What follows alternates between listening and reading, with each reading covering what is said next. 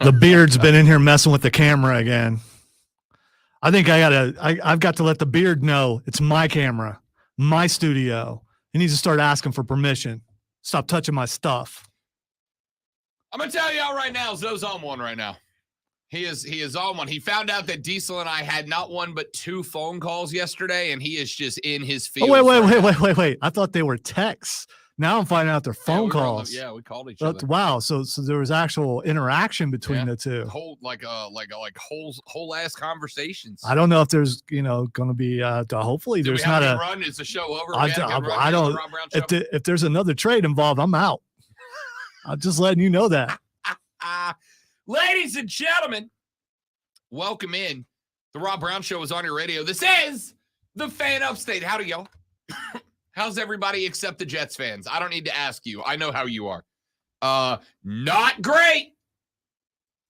I have a lot to get into on today's radio broadcast. We got a new segment we're going to do at 10:30 that I'm looking forward to. We got to talk some college football, which I'm looking forward to. Nope. What do you mean, nope? You're just not doing it now? I didn't have it up yet, so I was making sure it worked. Nope. Oh, okay. Sounds good to me. We got a new segment at 10:30. We got to talk some college football. Spencer Rattler is your SEC player of the week, and of course he is. The only other guy who could have taken it from him was Xavier Legette. Yeah, so some people need to say his name right. It's Rattler. Also, you think Kevin would be on the stream today? I would bet $1 that Kevin, the Bills fan, will not be on the stream today. Noted Bills fan. And we will talk. We're going to talk football later on in the show. There's a lot of stuff I want to get to, but I had a conversation yesterday with Diesel. Yes, we were texting each other sweet nothings well into the evening. I had a conversation yesterday with the boss, and we were discussing how much we should lean into when we talk NFL, how much we should lean into big city market teams that aren't here. So you got in trouble for not talking about Dallas yesterday. Is that what this is? No, fortunately, it was related to something else. We were having a looks like a realization on your face, like, oh no, that is what that was. We were having a conversation about something else. We were having a conversation about programming, ops stuff, right? And Wait. That's my job. Why are you talking to the boss about my stuff? It's also his job, and he asked me a question. Why you are so sensitive today? I'm just playing around. I'll stop. So we were talking about programming stuff, and we got into the concept of the local show, and how much should a show in the upstate of South Carolina talk about the New York Jets? Is it more acceptable when there's a story like with Aaron Rodgers than in general, et cetera? I'm very curious about this because, in my opinion, the NFL is more. It's not as localized as college football is. I mean, I think we're obligated to talk about the college football around here, but I think NFL is. There are so many different people who are fans of different NFL teams in every city, including this one.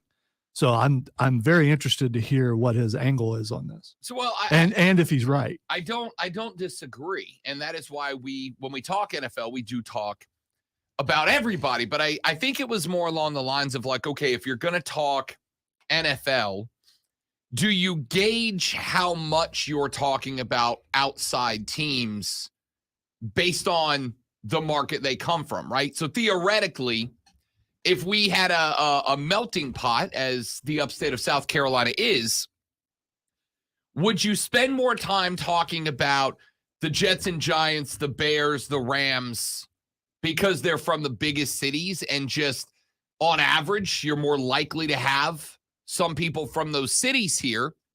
Does it make more sense to talk New Orleans? It's a much smaller market, but they're a direct divisional rival with the team we do cover. So who does it make more sense to talk about? If we only got to talk about one team today, does it make more sense to talk about the I'm about to block somebody from the damn all right. stream. I just want to make a point really quick on the stream. You can watch the show, Facebook, Twitch, the X, YouTube. The majority of the comments are either about the plot to dethrone Lonzo, or they're about the NFL, and the majority of them are about the NFL. So I'm really curious about you continuing to talk about this and what the boss thinks about this, because I think if we're not allowed to talk about the NFL the way we've been talking about, I need to know. That is not the case. Okay. And again, I think the conversation went towards talking about, like, how do you figure out how much time to spend on any given team, right? And yesterday, one of the pieces I brought to the table there was, how much time do we talk about Aaron Rodgers and the Jets? Because on one hand, it's a New York team. And while I know there are some folks in this area that are from New York, I got to tell you, I've been here 3 years. I've maybe seen like a Jets hat, a Jets shirt, like maybe, right? Now, I've seen a lot of the Bills fans. I know the Bills fans are around. I know where the Bills fans go drinking at. I've been there with them. They're phenomenal. They're amazing. I love them. They're probably not listening today to hear that compliment, but I love them. Gee, why would that be, Rob? We're going to come to that because we're going to talk NFL. So the conversation was, how much do you gauge, like, how do you gauge how much outside teams get in terms of airtime on this show? Is it city size? Is it proximity? Is it competition level with the Panthers, right? It makes a lot of sense to talk about the New York Giants if the Panthers play the New York Giants next week. But if the Panthers don't have the Giants on the schedule, it doesn't make a lot of sense to talk a lot of Giants, right? Unless I know I've got a handful of Chris Lewis's out there. So I'll give them a minute or two here and there, but I can't do a whole segment. Then this Aaron Rodgers thing's happened. We spent an entire offseason talking about Aaron Rodgers. We spent an entire offseason talking about the Jets. We spent an entire offseason talking about the impact he was going to have on that team, on that division, on that entire conference. We talked about how he was going to show up in the city of New York, was going to jump on his back. We spent the entire offseason with half of the nation going, Aaron Rodgers, an idiot, and I hope he goes away. And the other half of the country going, I love this guy. And some Venn diagram bubble in the middle going, I just like drama, and this guy provides plenty of it. We spent this whole offseason every Thursday checking in to hear what he said on McAfee about the Packers, about the Jets, about the fans, about the division. We spent all of that going on, and Aaron Rodgers lasted 5 plays before his Achilles shredded. 5 plays. He came out. The stadium was electric. I don't know if you guys watched the intro to that game. Usually with the Monday Night Football, you know, they have all the talking heads in the circle at the little semicircle desk, and they're on the sideline and they're talking about the game. Well, you know, I'd like to see this guy get more involved, and I'd like to see maybe some toss screens, and my pick is this, and the number is that. And that's all well and good. And then they go, let's take you down to the field as it's time for a kickoff between the Jets and the Bills. This is Monday Night Football. And then you go to the field and you see the kicker put the hand up and wait for the whistle, and toe meets leather, and we watch football. And last night, then it would happen. Now, partially because I'm sure 9/11 and the memorial and all that, which is 100% justified, understandable, and the right decision to celebrate that. But then they had last, out after everybody else was introed, Rodgers come out of the tunnel carrying that big-ass American flag, running to the middle of the field, meeting the team. The stadium was electric. It was palpable. You had the energy oozing out of the speakers on the big screen. It was this incredible moment. And then you just waited. And the Jets got the ball. And it was like, hey, man, let's go. This is going to be so good. We've been waiting this whole off season. He threw one pass and then his Achilles popped. Again, we don't know that is I was going to say, you need to clarify. Yes. We don't know that's definitively what happened, but Robert Saleh basically all but said that yesterday. Basically all but said in the post-game presser, it's something to do with his Achilles. It does not look good. Please pray for this guy, right? So we don't know that's what happened. That's what happened. I'll walk it back if I need to, but I won't be shocked, all right? But, every time that something incredible happens in sports, we have those moments that we're all like, oh, my God, we got to witness that. We got to experience. That was something special that we got to witness, that we got to experience. It was this incredible moment. And sometimes you love it and sometimes you hate it, but you just watched something special. Things can only be special if there's an opposite side to the coin.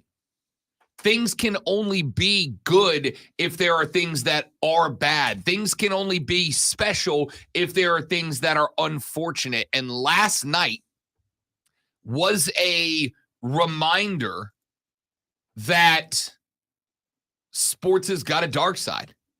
Sports has got a depressing side. Because here's the reality. I'm not an Aaron Rodgers fanboy. Shocking, I know. I'm not an Aaron Rodgers fanboy, but I understand, A, how great of a quarterback Aaron Rodgers is on the field, and B, how enormous that pickup was for the Jets. They spent an entire off season believing it's our time. It is our time now. We are ready to rock and roll. Let's go. And then the dude was on the field for 5 plays total. Not 5 games, not 5 weeks. Dude was on the field for 5 plays. Man, that's it's tragic. Now, there still were, I think, some very cool things that came out of that game. How about Zach Wilson stepping in? Zach Wilson most definitely went home and got himself a little love from his mom's friends last night because of that game. By the way, did you notice? I don't know if you noticed this. The cameraman kept showing some older women up in the crowd. I knew what they were doing. Every time Zach. I'm just saying. Zach's mom's friends have got it going on. It was incredible. How about your dude Garrett with the snag in the end zone last night?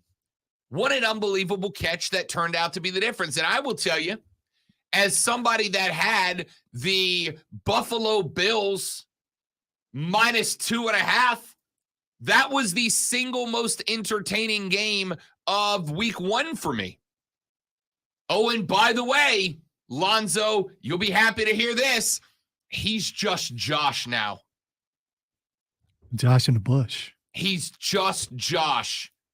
29 of 41, 236, 1 tutty, and 3 INTs, all to the same dude. I am shocked that I haven't seen the meme yet of him sinking back into the bushes, replacing Homer. Go make it right now. You'll go viral for sure. Oh, someone had to do that already. I mean, that game was entertaining as hell without Aaron Rodgers. But to go back to how this conversation began, I ended yesterday's workday. Well, office portion of the workday. I ended yesterday's office portion of the workday with a conversation with the big boss going, I think one of the most interesting things about this job for me is trying to get a grasp, trying to get an understanding of how much time I should spend on any given team that's not the ones we cover? How much time, and I got to do it for college and pro, how much time should I spend on USC? I should probably spend less time on Southern Cal than I do on FSU, right? I should spend more time on FSU. They play Clemson in 2 weeks, and they're pretty good. Which, by the way, a noon kickoff for that game, GTFO, dude. A noon kickoff? Are you kidding me? Yeah, for sure. You know why? Because Rob's got to work from noon until 4. And if that game was at 7:30, I'd be able to go cover that game. And I was very excited about going to cover that game. But nope. Instead, I'll get to watch it at noon from the Bro Cave. What a disappointment. On the 75-inch TV. What a disappointment. I'll be on the radio. Dude, you can do two things at once. glancing You at can it. do two things at once. I know you can. Yes, I'm going to go ahead and watch football while I do this show with you for the next 3 hours. That's what I'm doing. Oh, word. Sounds awesome.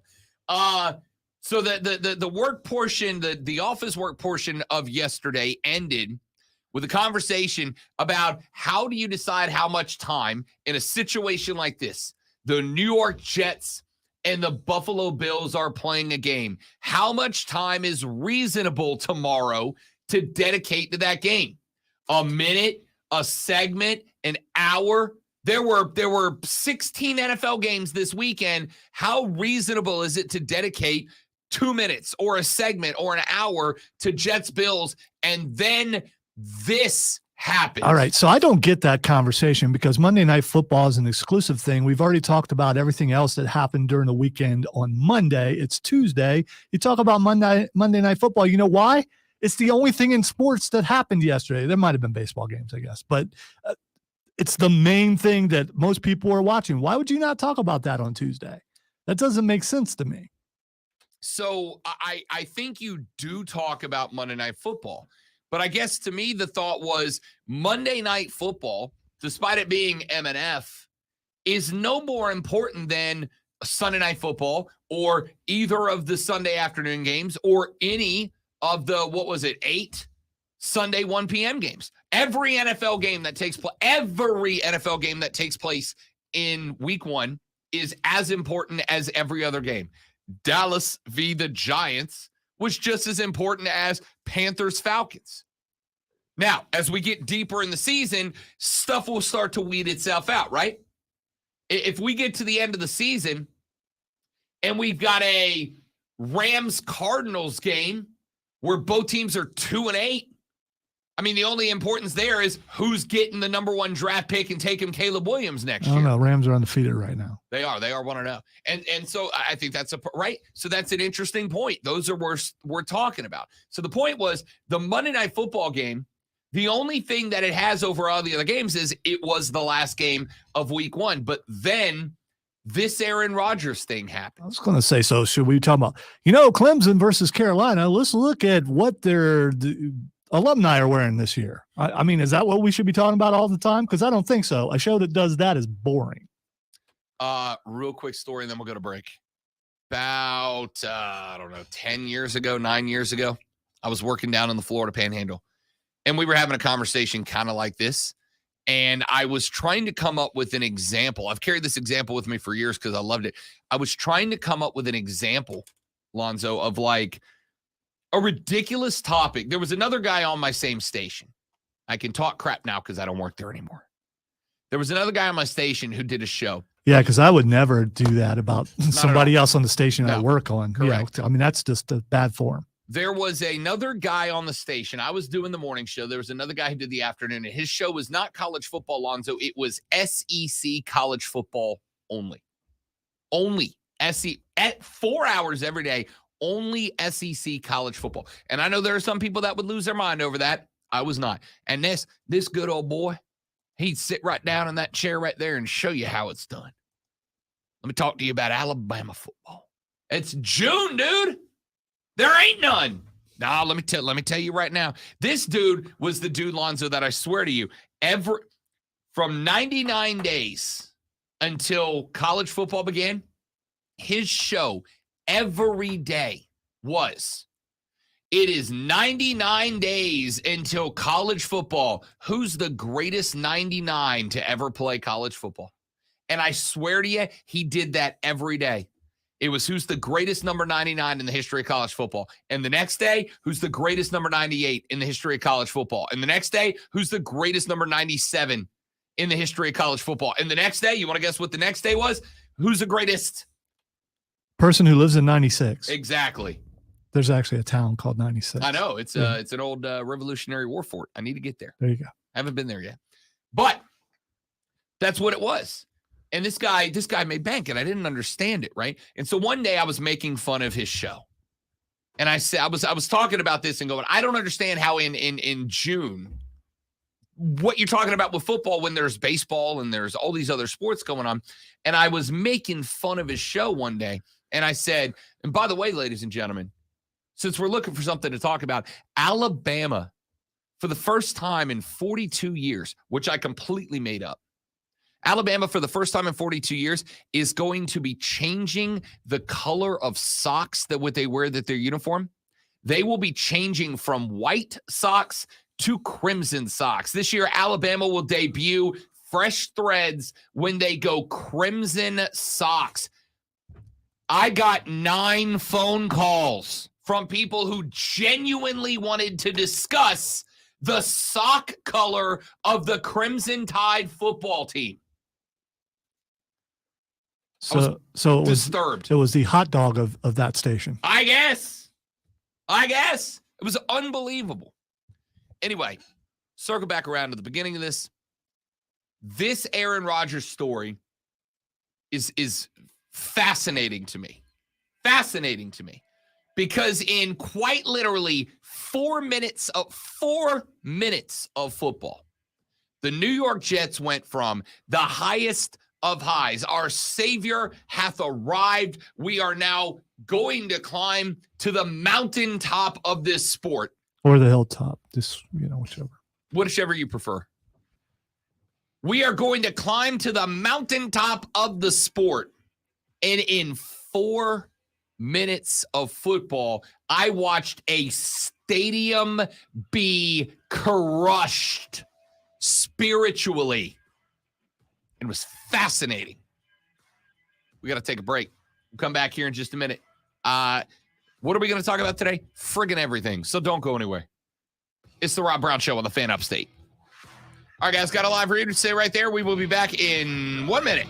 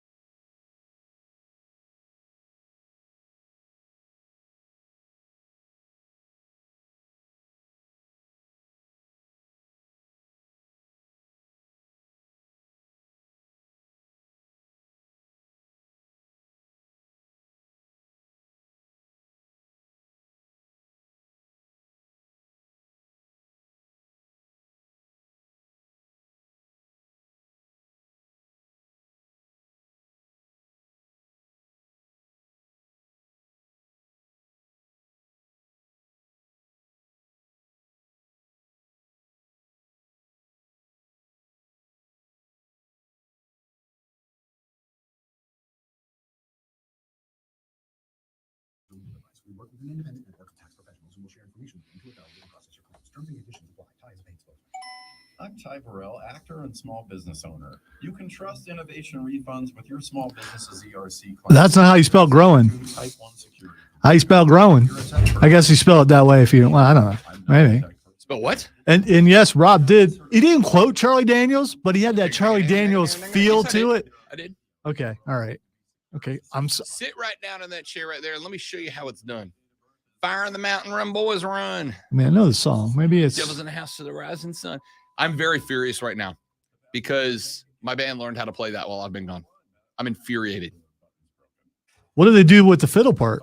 My lead guitar plays it Are you serious? Oh, and kills it. They sent me a video of it yesterday, and I was like, I am half blown away by how incredible you all are as musicians and half furious that you waited till I left to learn a song that I've been asking you to learn from the beginning. yeah, Stephen. That's how it works. So you get taken into the office, and they because of your dedicated service for so many years, we're going to allow you to go ahead and say you retire, even though we're really just going to let you go. That's how it works. It's all because Rob's letting his hair grow out. I am. Look Yeah. at it the other way. Yeah, I know. I know. Today it's very, It's good today. it's very surfer bro. It's good today. It is. I feel like it. I feel like it's like investment banker who doesn't care anymore. Well, you've worked in a bank, so you would know. Yeah. Did you see anybody like that in there? No. Okay.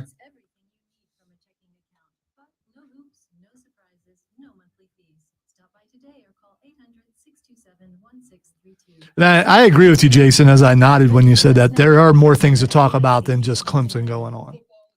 And if that's your go-to and that's all you have, I mean, I feel sad for you.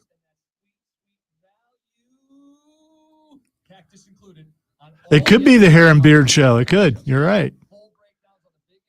Yeah, it would be the end of Weenus and Pitt It would be the end of Weenus and Pitt. because the beard would not like being referred to as either Weenus or Pitt.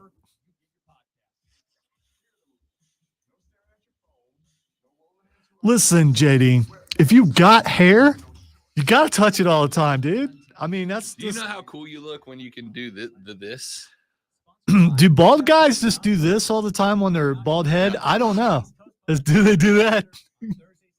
It's like shining an apple. Really Okay. hope the boss isn't watching Yeah, right this is now.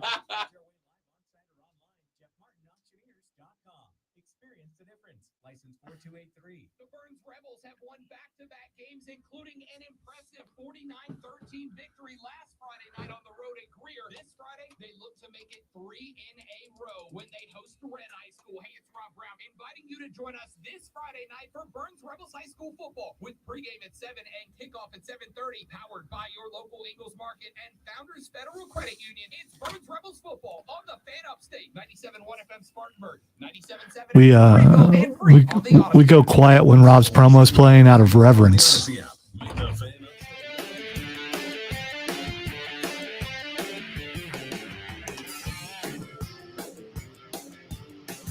Yeehaw! Soundboard. Welcome back, ladies and gentlemen. The Rob Brown Show's on the Do you radio. need yours up? I mean, Not yet. I okay. will. All right. I will. You know. See, is there anything I want to play now? Nah, we're good right now. Okay. I mean, you know. Wait, yes, there is. Oh, I have to change my thing every time I plug it in. All right, never mind for now. Yeah. The moment has passed. The moment has passed. Lazy. You don't want to change your thing? Change your thing.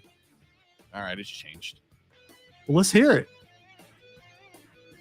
And it's still not playing. All right, I give up. I surrender. You might want to fix that before later. I Since you had surrender some things technology. planned. Yes, I do. Yes, Yeah. I do. Because coming up later on in the show, we got a new segment we're debuting at 10:30 called Overreaction or Make Sense. And basically, Lonzo is going to throw a handful of thoughts, takes, moments at me. And I am going to tell you if I had a perfect clip right there and everything. Just blew it. All right. Well, we get to figure that out later.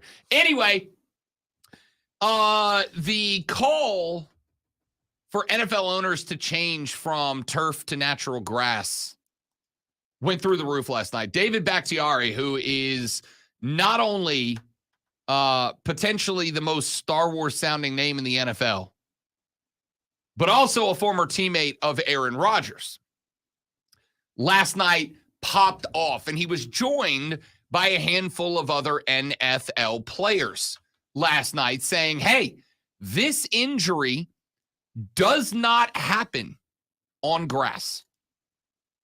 And I got curious about that, so I started digging around in the world of the internet, and I found not one, but two different studies/surveys where a couple of different organizations went and evaluated the number of injuries sustained, specific injuries, ankle, foot, etc., the number of injuries sustained on turf fields versus on grass fields. And they even broke it down to the number of injuries sustained on grass fields versus the number of injuries sustained on old turf fields, like the old AstroTurf, which was basically a layer of plastic yay thick on top of concrete, versus the new age AstroTurf, which is what you saw with all those pellets on Josh Allen's face after he got sacked for the 9th time. Yeah, I've been on the old stuff. It sucks. It was very unpleasant. I'll never understand how that was ever a thing even back in the day.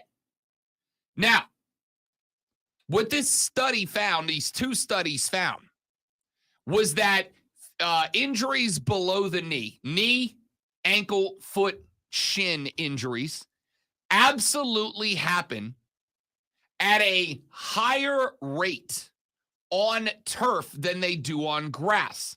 And it is not a margin of error possibility. It is, according to, I want to say one of them was the Andrews Institute, actually, off the top of my head. So they found that there is an increased rate of potential injury playing on turf versus playing on natural grass. And the NFL players are very aware of this, and they started popping off last night, up to and including Bakhtiari, who tweeted straight at the NFL and said, hey, explain to us how it is that you are giving soccer preferential treatment in your stadium. And the reason he brought that up is in 2026, the World Cup will be hosted in the United States of America. And the host cities in America are predominantly NFL stadiums. And they kind of have to be, right? Atlanta, Boston, which is Foxborough, Dallas, Houston, Kansas City, LA, Miami, New York, New Jersey, Philly, San Francisco, Seattle. All NFL stadiums will be hosting World Cup games, and they have to. You want to get as many fans in there from around the globe coming to the U.S. to celebrate as you can. And in order to make that happen, all of the outdoor stadiums will have their turf pulled and will have natural grass installed for the World Cup. Now, I believe that and I could be wrong about this, I believe that the indoor stadiums will still have their turf down, but they are working towards a more natural synthetic turf. And that's really interesting. It's interesting because of that exact situation. You have got, on the surface, a handful of outside stadiums like MetLife in New Jersey, where the Giants and the Jets play. That's an outdoor stadium that has synthetic turf on it. And there's a few of them. And then, of course, you have all of the indoor stadiums, with the exceptions of the ones that are so advanced that they can roll their field outside. Dallas, Arizona, etc. And some of them, I think all of them, have synthetic turf as well. But there are some stadiums that, as far as I'm aware, we have not developed grass technology enough that we can grow grass inside yet. At least not to the standard of an NFL field. New Orleans is one of them. And then, of course, you have the outdoor stadiums like Bank of America Stadium, an outdoor stadium, synthetic turf. So you got a renewed call of NFL players saying, wait a minute. You can pull the turf and put down grass for a 2-week soccer tournament, but you can't pull the turf and put down grass for us, for the guys who play 8 games or 7 games or 9 games of per year in your stadium. And it's just a big controversy. And I wonder if, now that it's happened, let's think about this. A lot of the ongoing discussions in the NFL, shots to the head, targeting, helmet-to-helmet contact, etc., a lot of those things don't get really moved on until it happens to whom? A quarterback. Because quarterbacks are the moneymakers in the NFL. So the New York Jets had this year 5 primetime games on the schedule. 5 primetime games on the schedule. They will now play 98% of their 5 primetime games with Zach Wilson as their starting quarterback, not Aaron Rodgers. They can flex, though, out of that, right? They can't. Because the flex scheduling doesn't kick in until like week 14 or 15. Ah. Monday night football games cannot be moved. You can move the Sunday night games at the very tail end of the year, but Sunday night games cannot be moved until like week, I think 14 or 13, something like that. So no, we are now stuck with the Zach Wilson-led New York Jets in 5 primetime games. So I wonder now that a quarterback has gone down. I wonder if, now that a quarterback has been banged up by synthetic turf in an outdoor stadium, if that is what it's going to take to move. Now, we already got a text that said, Rob, why are they not going to grass anyway? Well, I can't answer for every stadium, but yes, I can. The answer is very simple. Money. Exactly right. Money. The reason why is because BOA and these other venues are not just football stadiums. They are also concert venues. They are also festival venues. They do a lot of other stuff. And the reality is, let's say you got a Panthers game on the field at BOA on a Sunday. And on Saturday night, Tay-Tay is coming through. And Taylor's doing a 2-night stop in Charlotte on Friday and Saturday. And they're expecting 88,000 people. 88,000 screaming Swiftomaniacs, brother, to pile into BOA. And they do. Well, about 8,000 of those are going to be where? On the field. And then you include the semi-trucks that got to haul in the stage, the tens of tons worth of equipment that make up her stage and backdrop, the countless personnel that have to go in there to set up lights and speakers and audio systems and yada, yada, yada. You got all this stuff going on. That grass field will be destroyed by the time the Panthers kick off on Sunday. And so it basically leaves a guy like David Tepper with 2 options. Option A, I do not bring 190,000 screaming Swiftomaniacs into my stadium and get revenue from all of them so that my football team has a good surface to play on for 3 hours on Sunday, which is going to bring me 75,000 people. Or I do that and my football team's just got to suck it up and play 8 games on grass. Now, it's very easy from us on the outside looking in to go, that's not even a question, my dudes. That's not even a thought. I didn't have to think about that.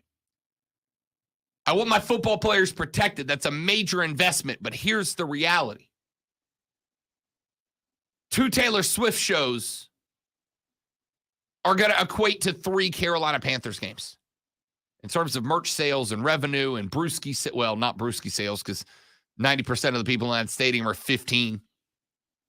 But in terms of concessions and all that, it's very simple. And keep in mind, and I know I've said this and I get some heat. I don't care. You don't get to be a billionaire by caring about what other people think or feel. You don't. You cannot be a billionaire if you care about how you make other people feel or if you hurt them. It's not possible.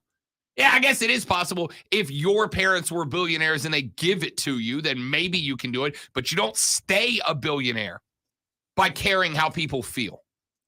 So David Bakhtiari, unfortunately, had a wonderful argument made for him last night. Hey, Jets, if you had grass down, maybe this still happens.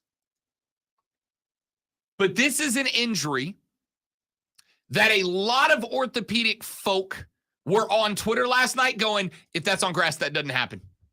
If that's on grass, he doesn't have that injury. Aaron Rodgers plays last night. We got ourselves a football game on our hands. We ended up having a football games on our hands anyway, but you get it. So now that this has happened, now that this has gone down the way it's gone down, if you are wondering, well, will they do anything to change now? The answer is no. No, they will not.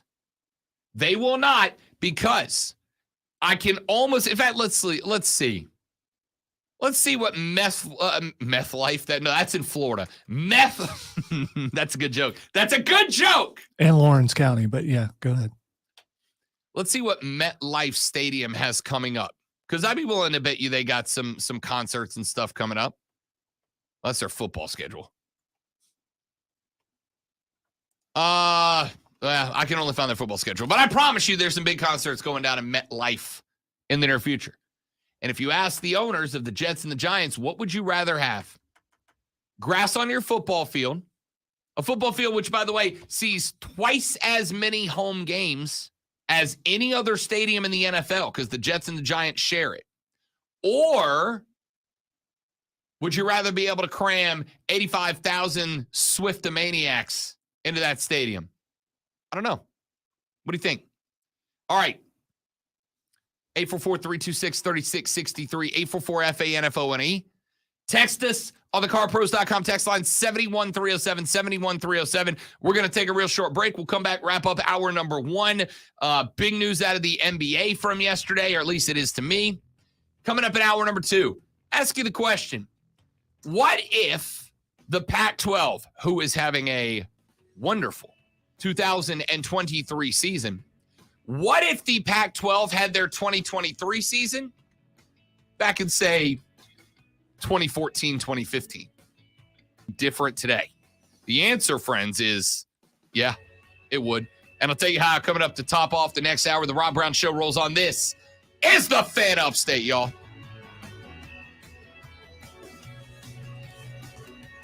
All right, what's up to all the new folks in the stream? Look at that number spike. I like it. Welcome in, guys. Good to have you. Was up to 38. Yeah.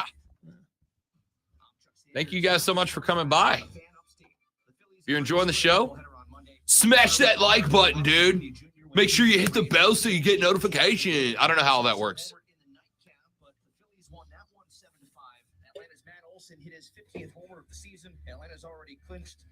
When will teams stop overpaying old guys who don't have much left? Well, I appreciate the history of older stadiums. All stadiums need to have retractable domes that can either be opened or closed according to the weather. These players are too big of investments nowadays to put them out there on wet fields. So I half agree and I half disagree. Yeah, old guys like a guy who just like won the MVP 2 years ago.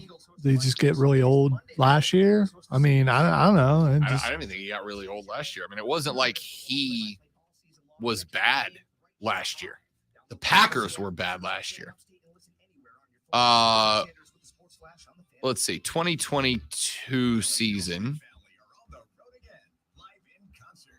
On the road again? No. The bots were much more plentiful. The Rob bots. Yeah, the Rob bots, we were getting up to like almost 200 on some streams. Yeah, we were getting, yeah.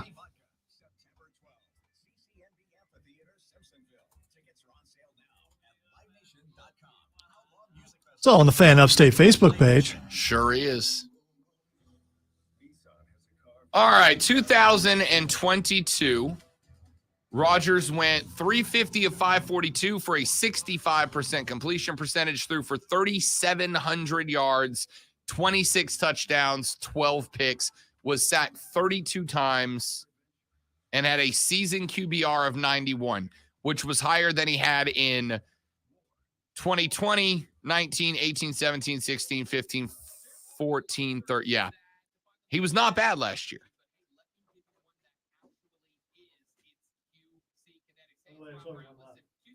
Have it. Oh, well, you can still have it.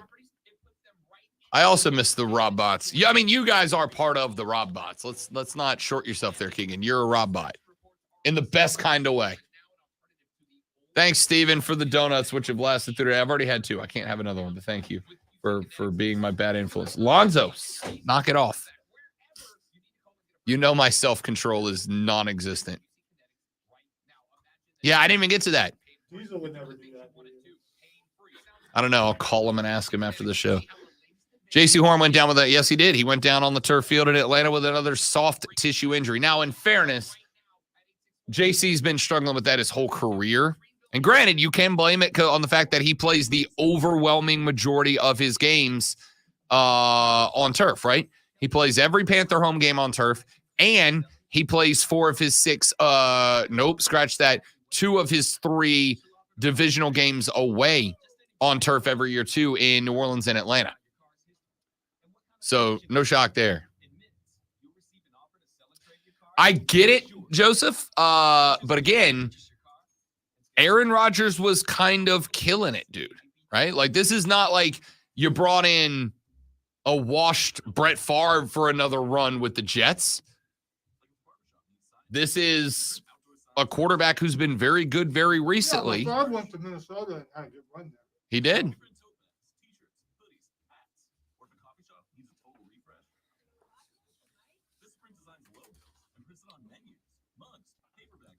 Hey, let's go down after the show and ask the boss if he would take us individually for a ride in his convertible, just so our hair can fly. How about we let him, if we can borrow the convertible? Ooh, then yeah. I dare you to ask him.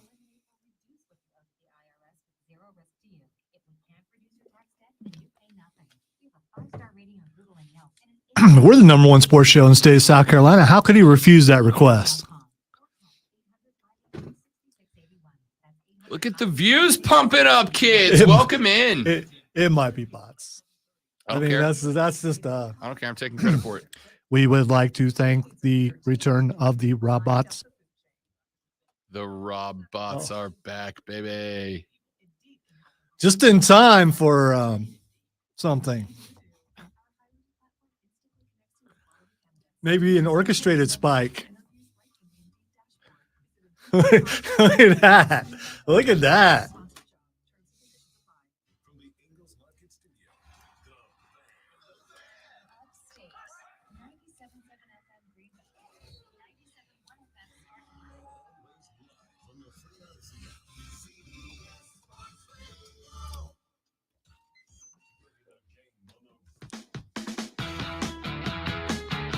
All right, a couple of different texts and tweets and X's and posts and threads and whatever else you want to call them that have come in. Texter said, Rob, Santiago Bernabéu, which is Real Madrid's stadium, that's in España, just revamped and grew their grass indoors under the surface on which it lays. They used artificial lighting indoors and able to make that happen. And again, I would like to think that that is a realistic possibility. Again, I have to think that we have. Did they bring in like cannabis guys who knows how to grow things under artificial light? Honestly, yes. I mean, Why maybe that's what wouldn't they you? did. I just, you know. Why wouldn't you go get I've seen that on movies and things, so I'm guessing it's a thing. 100%?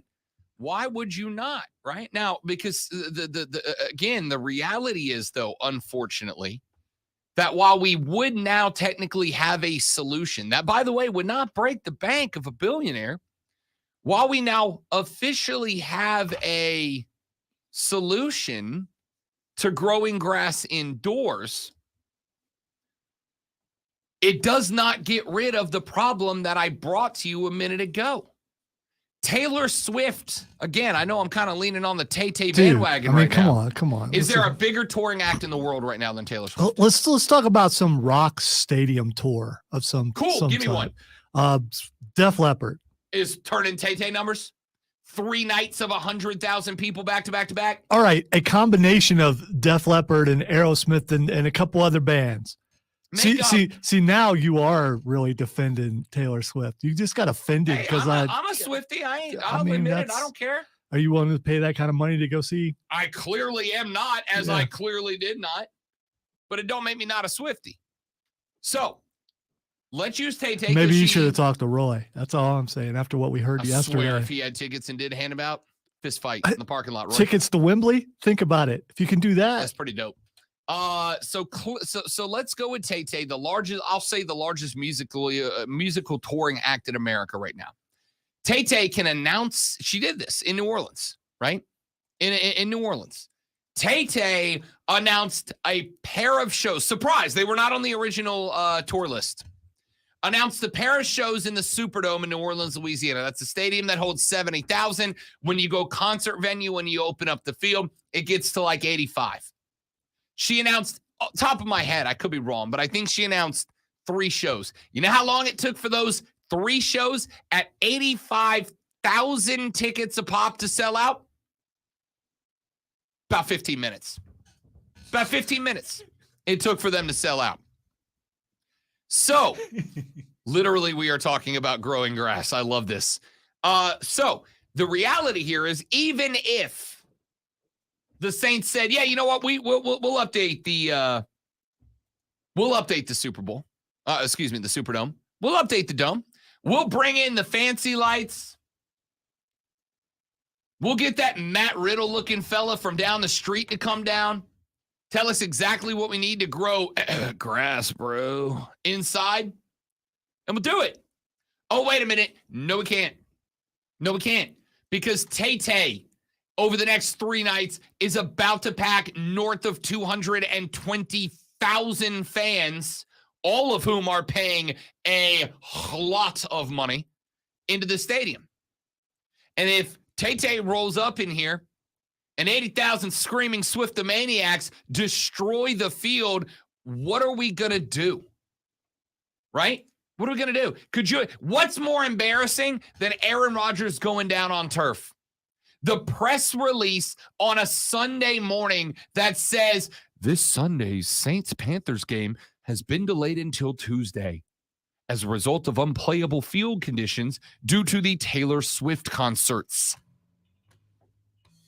So if you're the owner of those venues, which are 90% of the time the owners of the football team, and I told you, you can make a profit off of 220,000 screaming Swiftomaniacs in your stadium over 3 nights, or you can make 19 football players happy. Which one of those cats are you going to roll with? I think you know, because I do. That's why we ain't made this move yet. Texture says, plot twist, Tom Brady comes out of retirement and signs with the Jets and wins the Super Bowl. I've already seen the pictures of him in that jersey. It would It's just- kill me. I would die laughing, especially after he spent this weekend in New England ringing the bell. Incredible. Texture said, I get the grass, Rob, but what color socks would go best with them? See, that's a callback, and I like that, Texter. I do. Back after this for hour numero dos of the Rob Brown Show in the Fan Upstate. I think you got to go with white, because if you went with green, it would just clash and it would, you know. Did you see the conversation on the Kelsey Bros pod about the gloves?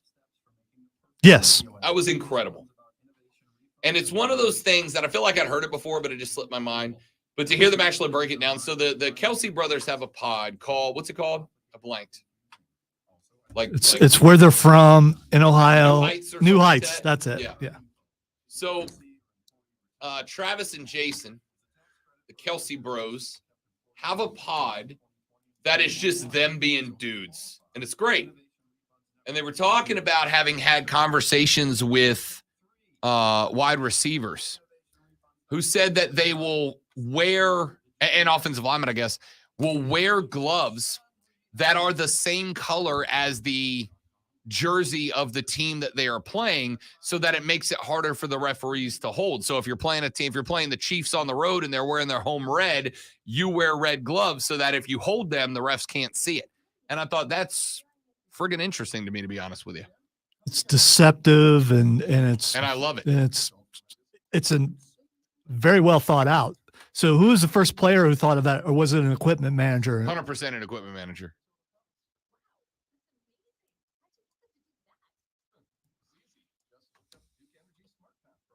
Duke Energy can help cover the cost of energy-efficient upgrades for your business.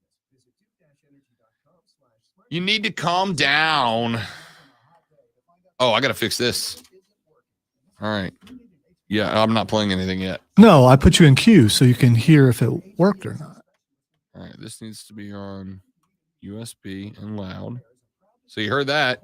I don't know. I kind of heard it over there, I thought. Well, wait. Diesel had the Q speaker down. Okay. All right. Okay, so why? File settings. Playback audio device. USB audio.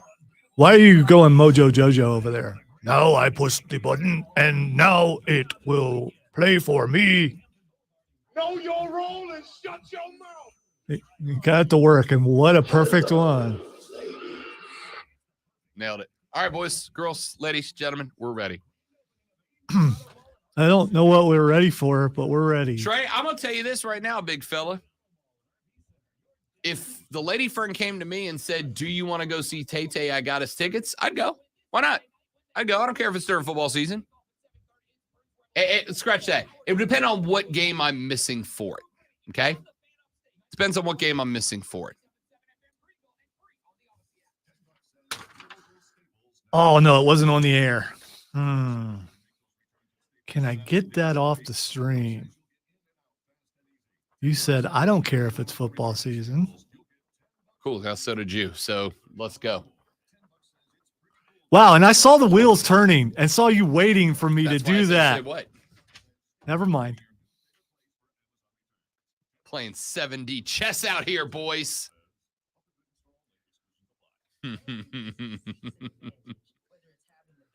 Well, I'm losing it because, normally I wouldn't have said what I was going to do. I would just do it. And why would I do? Maybe it's because I feel threatened because of phone calls and texts.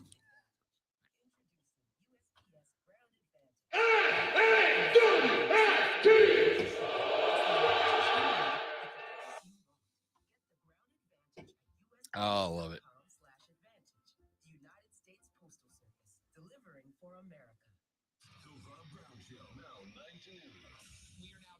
I am not, listen, Chatter, I'm not a judge of that. Do whatever you want to do when you want to do it. I'm talking about if you want to schedule something during football season, go ahead and do it. It's fine. There's a DVR, and most DVRs will record multiple things at one time, and you can go back and you can be like a coach and you can sit in front of it. And you can advance, you can rewind, and it becomes work, but that's what we do. So I've decided my next big purchase is going to be a if you keep looking at your hands, will you figure it because out? I'm trying to figure out how to describe it. It's a device you plug into your TV, and instead of using your remote forward, backwards, rewind, fast forward, it's effectively got a dial and a play. So it's like what coaches use. Exactly. Yeah. And so they make a version that you can. I want to say it's a USB that you just plug into your computer. And that way you don't have to use your remote. You can watch. So I'm going to do that to start watching game film. Oh, that'd be cool. Yeah. That would. QC in the first break.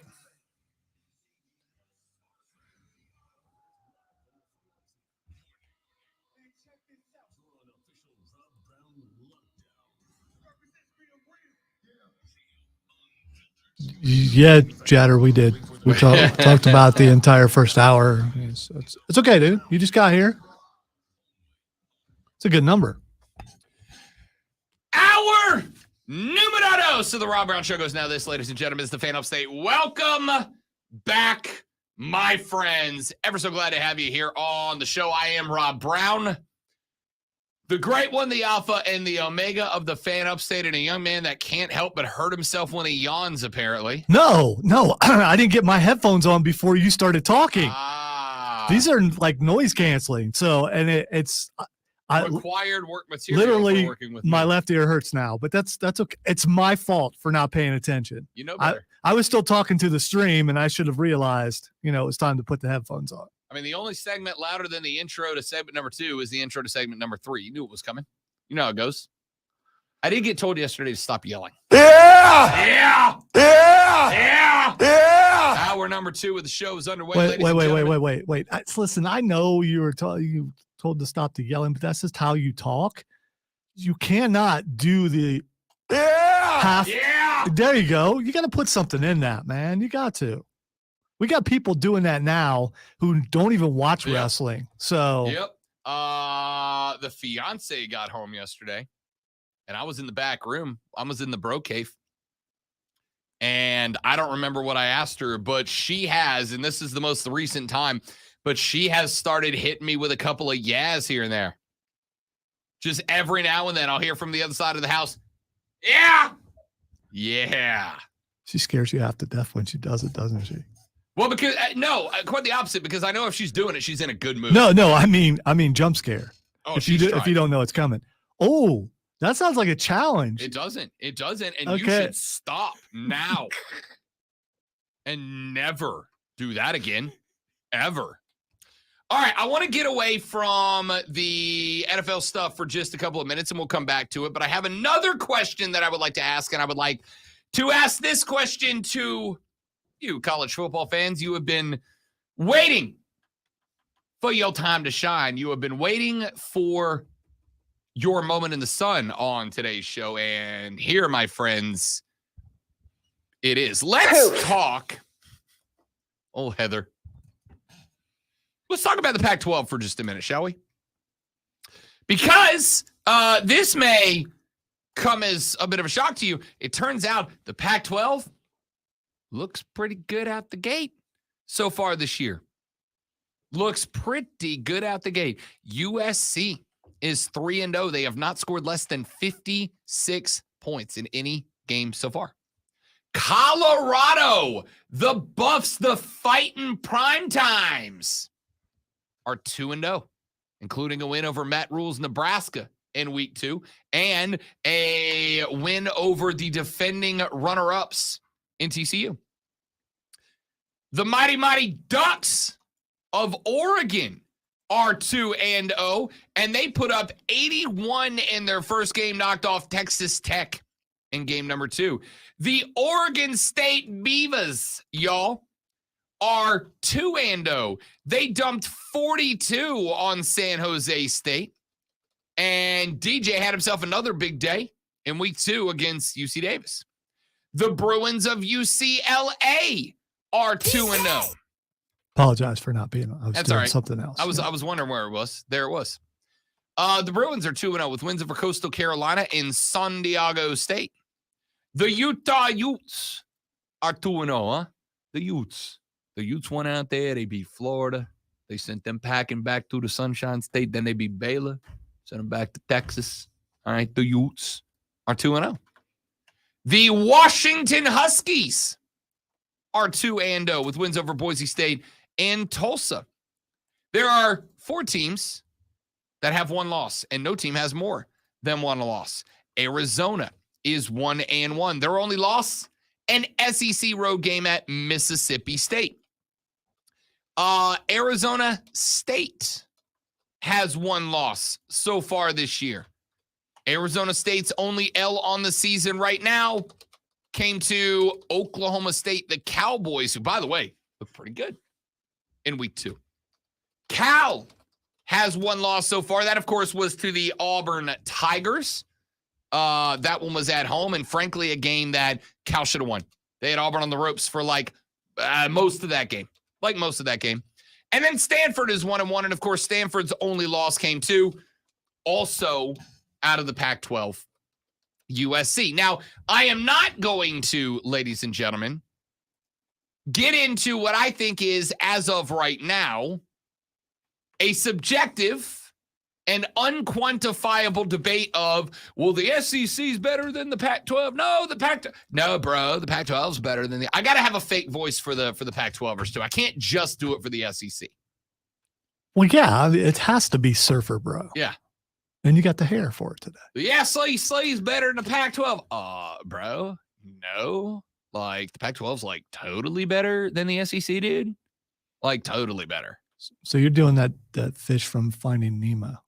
They're like, I wish less teams left so we could be like the Pac Hang 10, dude. You know what I mean, dude? Bro. Crush, bro. Noggin. All right. So the Pac-12 is pretty good. And there's still a lot to be played, right? I don't want to jump the gun on this one. I don't want to jump the gun on this one, but I do think it's important to talk about because it is the just about best possible start that this conference could have had. Cal would have held on and finished off Auburn. That would have been huge.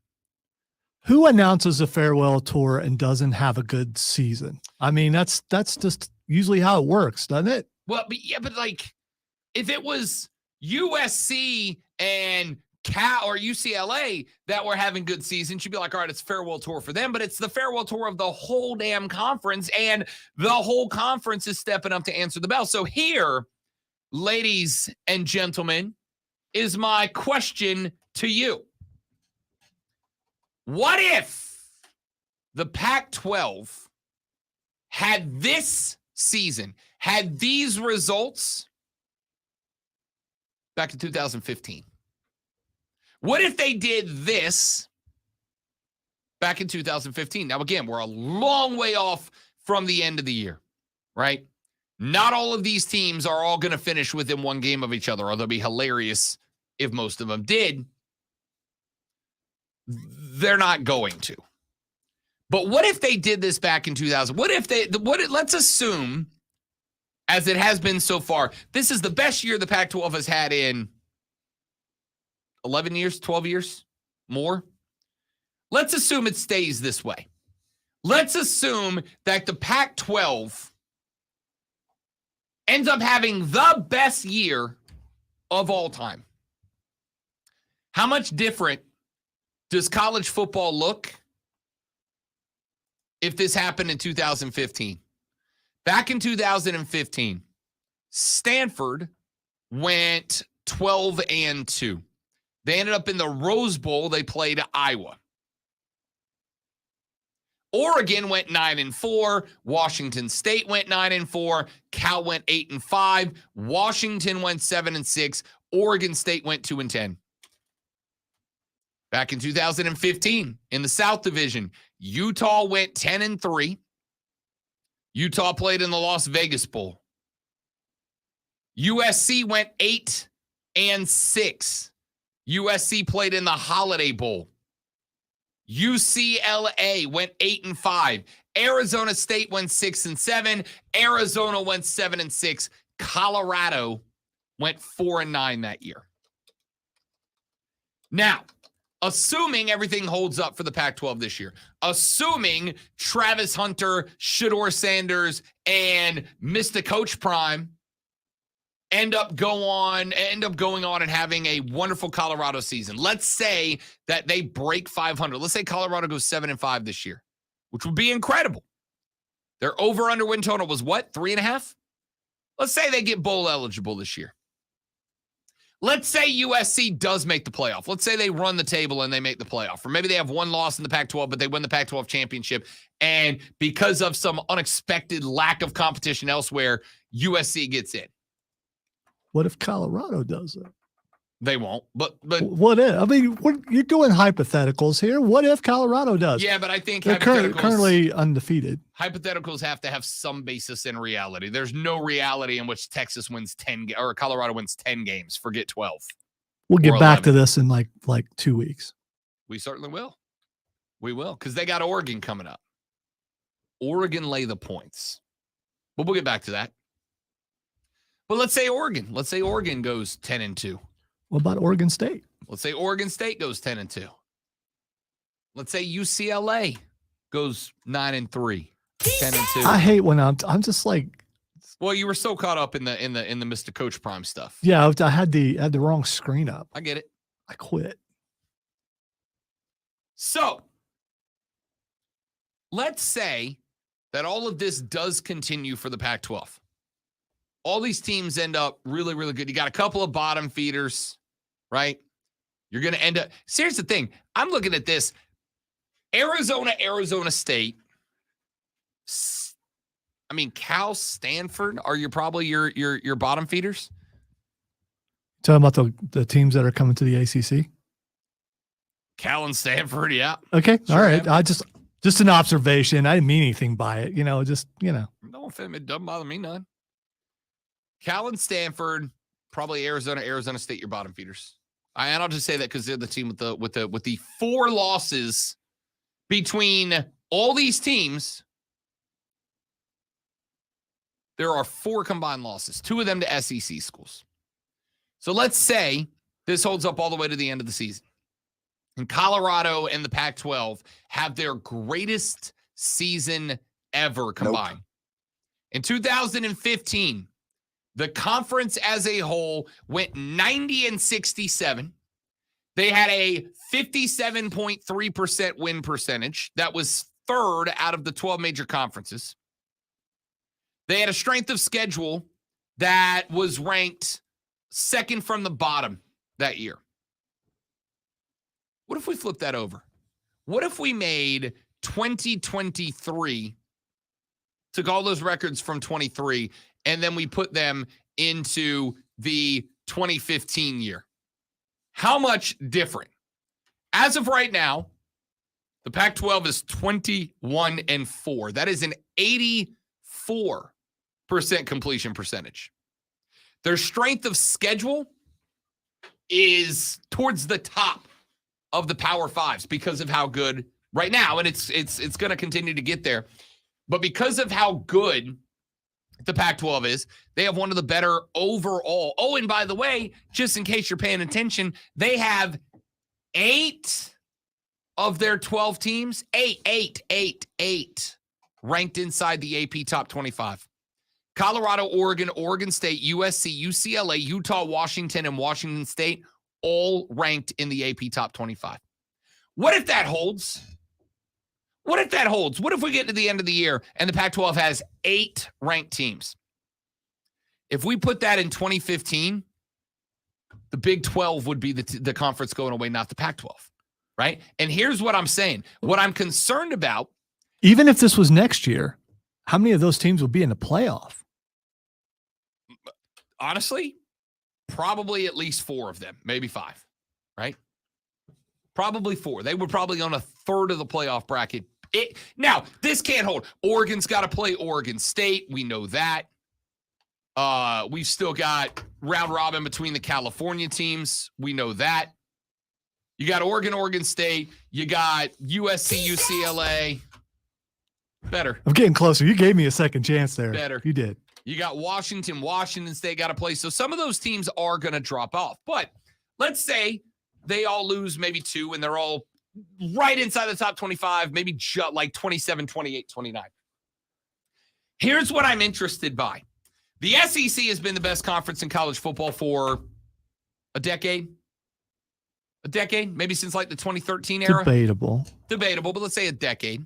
Okay. I mean, what makes you the best? Winning the championship, or having more teams vying for it? We're just going to go with the subjective definition of eye testing it top to bottom. The SEC has been the best conference in college football for a while. I don't know that that's true this year. The ACC has an overall winning record against the SEC right now. The SEC does have a winning 2-0 record against the Pac-12 straight up, but the Pac-12 has 8 ranked teams right now. So I think the ACC, the Pac-12, and the SEC, you could make a very good argument for why any of the 3 are currently the best conference football. Now, I think Clemson's falling off has probably dinged the ACC's argument, but Florida State busting up LSU helped it a little bit, right? Whatever, we can put all that aside. Here's what I'm interested in. If the success of the Pac-12 this year was transferred to the 2015 season. Do you think that at that point in time, the powers that be in collegiate football would have gone, this Pac-12's got a little something coming up, man. Pac-12's got a little something for us. There's some entertaining ball out there. We got 8 teams that are ranked. We got through 2 weeks, 4 total losses across the entire damn conference right now. I mean, there is something to be said for that, right? And I wonder if all of those fat TV contracts that got handed out, right? If all those big contracts that got handed out at the point in time when the SEC was king, when the Big 12 saw Texas and Oklahoma being around for a very long time because they had all that money coming in with the Longhorn Network and all these other deals ESPN was flopping in there. I feel like the Pac-12, that was around the time the Pac-12 kind of started falling off a little bit, right? Kind of falling off a little bit. And I wonder if that doesn't give pause to some of these TV folks. At the end of the day, that's who's driving all of this realignment stuff. I wonder if it doesn't give pause to the TV folks when they go, what if we get this wrong? What if we pump up a Big 12 conference? What if we pump up a Big 12 conference? That's adding teams. They're adding Colorado, etc. Arizona State, Utah State. What if we pump them up? And in 2 or 3 or 4 years, we have the same situation happen where that conference isn't good anymore. Like happened to the Pac-12, except for they've turned it around.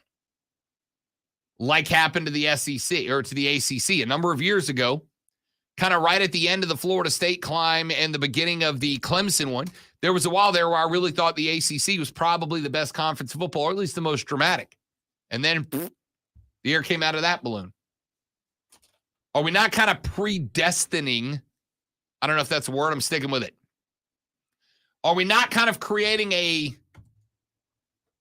situation where we are not going to allow football to evolve naturally, cyclically? It kind of feels like we're forcing, if you are fortunate enough to be in the SEC, if you are fortunate enough to be in the Big 10, and then maybe, you're fortunate enough to get into the Big 12 or be in the Big 12. Maybe. Then you'll be fortunate enough to have a place at the table down the line. And if you're not, screw you, you're done. I don't know. I wonder if we took the 2023 Pac-12 success, kicked it back to 2015, allowed the success. And again, I know it's early. Stop texting me. Rob, it's only 2. Yes, I know. I'm saying theoretically, if the Pac-12 does have this good of a year, if the Pac-12 does have this good of a year, where they run through and they end up with a 84% winning completion or winning percentage as a conference. They win damn near every out of conference game. And all the L's they take are only within conference, and everybody's within a game or 2 games of each other. And we transplant that hypothetical season success to 2015. Is the Pac-12 alive today? I'm not going to say instead of the Big 10, but maybe instead of the Big 10. Is the Pac-12 alive today instead of the Big 12 being the EEC, the everybody else conference? I kind of have to think so, right? Because you got carried there for a while by the Bush Leinart Young days, or the Bush Leinart, what was the other kid that played running back at Lendale White days at USC. And then after that USC team fell off a little bit, the Pac-12 didn't really have anybody. You had Andrew Luck at Stanford for a little while. She didn't really have that team that jumped up. You had one good year with Oregon. That year they beat Florida State in the playoffs. What was that, 20, whatever year that was? My memory sucks. I'm old. What do you want? But if the Pac-12 had a successful year in 2015, I suspect the Pac-12 maybe would have taken the spot that the Big Ten is in now, and all of college football looks entirely different than it does today. Because I'm going to tell you, outside of Michigan and Ohio State, there's not a damn thing about the Big Ten, to me, that jumps off the page as can't miss football. I mean, Penn State on their best day. Penn State on their best day. And that's only because of the whiteout stuff. Because Happy Valley looks great on TV. Rutgers, Maryland, Michigan State, Penn State, Indiana, Minnesota, Iowa, Illinois. Yeah, Iowa State. Can't wait for that. Can't wait for the Cy-Hawk Bowl for the 7 combined points we're getting. All right, so Iowa is an underrated team. They're going to do really well this year, and I don't understand why you're putting them down. I'm putting the whole Big Ten down. I'm riding that convertible, dude. You're just messing it up. You're out of the convertible, Rob. I'm asking you to think about a hypothetical. I'm curious as to, I thought about this last night when we were, I'm skimming around the internet. I'm looking at people talk about how incredible the Pac-12 looks and agreeing with them to some degree. And I'm going, this is interesting. If they did this back in 2015, if they had this hot of a season, if it stays, and it might not, maybe it all falls apart. The center cannot hold. If it all falls apart, but if it doesn't all fall apart, do we have the SEC versus the Pac-12 in the bidding war for expansion moving forward? And the Big Ten is where the Big 12 is now, just kind of left in the background to figure it out? I don't know. All right, we got to take a break. When we come back, Lonzo and I welcome a new segment to the show. It is called Overreaction or Make Sense. Basically, I stole this from the baseball show, but Mario's not here, so screw him. I'm going to do what I want. And B, Lonzo is going to throw some sports takes from around the internet at me, and I am going to tell you if they are an overreaction or if they make perfect sense. And we'll do that next. I am Rob Brown. The great when Lonzo's on the ones and twos. The Rob Brown Show rolls on is the Fan Upstate. QC. All right, guys, I've got a live read right here. Stay right there. We will be right back.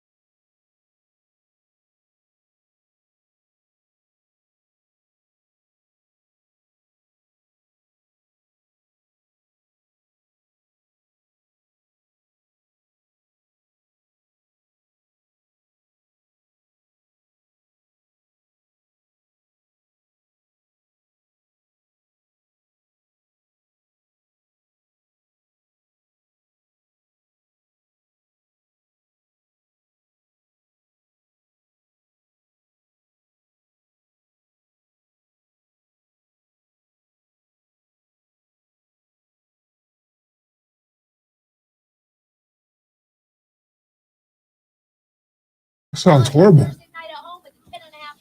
All right, dudes and dudettes. Why did we not come back? Why did the video not go away? Go away, video. There we go. Perfect. Y'all that are new on the stream, say hi, man. Drop a line. Love to see you. The Aaron Rodgers farewell tour. The Aaron Rodgers farewell tour is over. We're for the ones who pay attention to every little detail. The ones who fuss, tinker, and sweat the small stuff. Because you know the tiniest thing can make the biggest difference when it comes to keeping business moving. We get it. We're the same way, offering access to product experts to help you quickly and easily find what you need.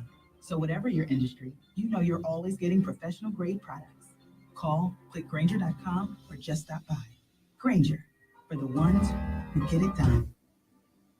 Our communities are filled with wonderful people who make living here great. At Home Trust Bank, we're proud of that. And that's why we focus on helping homeowners prepare for what's next. Our local mortgage bankers have the experience you need and exceptional personal service you'll appreciate. Home Trust Bank is ready to help make a house your home. When it's time to buy, visit your local Home Trust branch or go to htb.com/mortgage. Willie Nelson and family are on the road again, live in concert. On the road again. With Bobby Weir and Wolf Bros, featuring the Wolf Pack. Esau holds a blessing. Brother Esau and Particle Kid. The 2023 Outlaw Music Festival, presented by Wheatley Vodka, September 12th, CCNB Amphitheater, Simpsonville. Tickets are on sale now at livenation.com. Outlaw Music Festival, produced by Live Nation. What's up, everybody? I'm Danny Parker. Yeah, no, I don't think Rodgers is coming back at all. We're still waiting on the results, obviously. When you say coming back at all, do you mean period ever? Yeah. Yeah, I don't see you coming back from that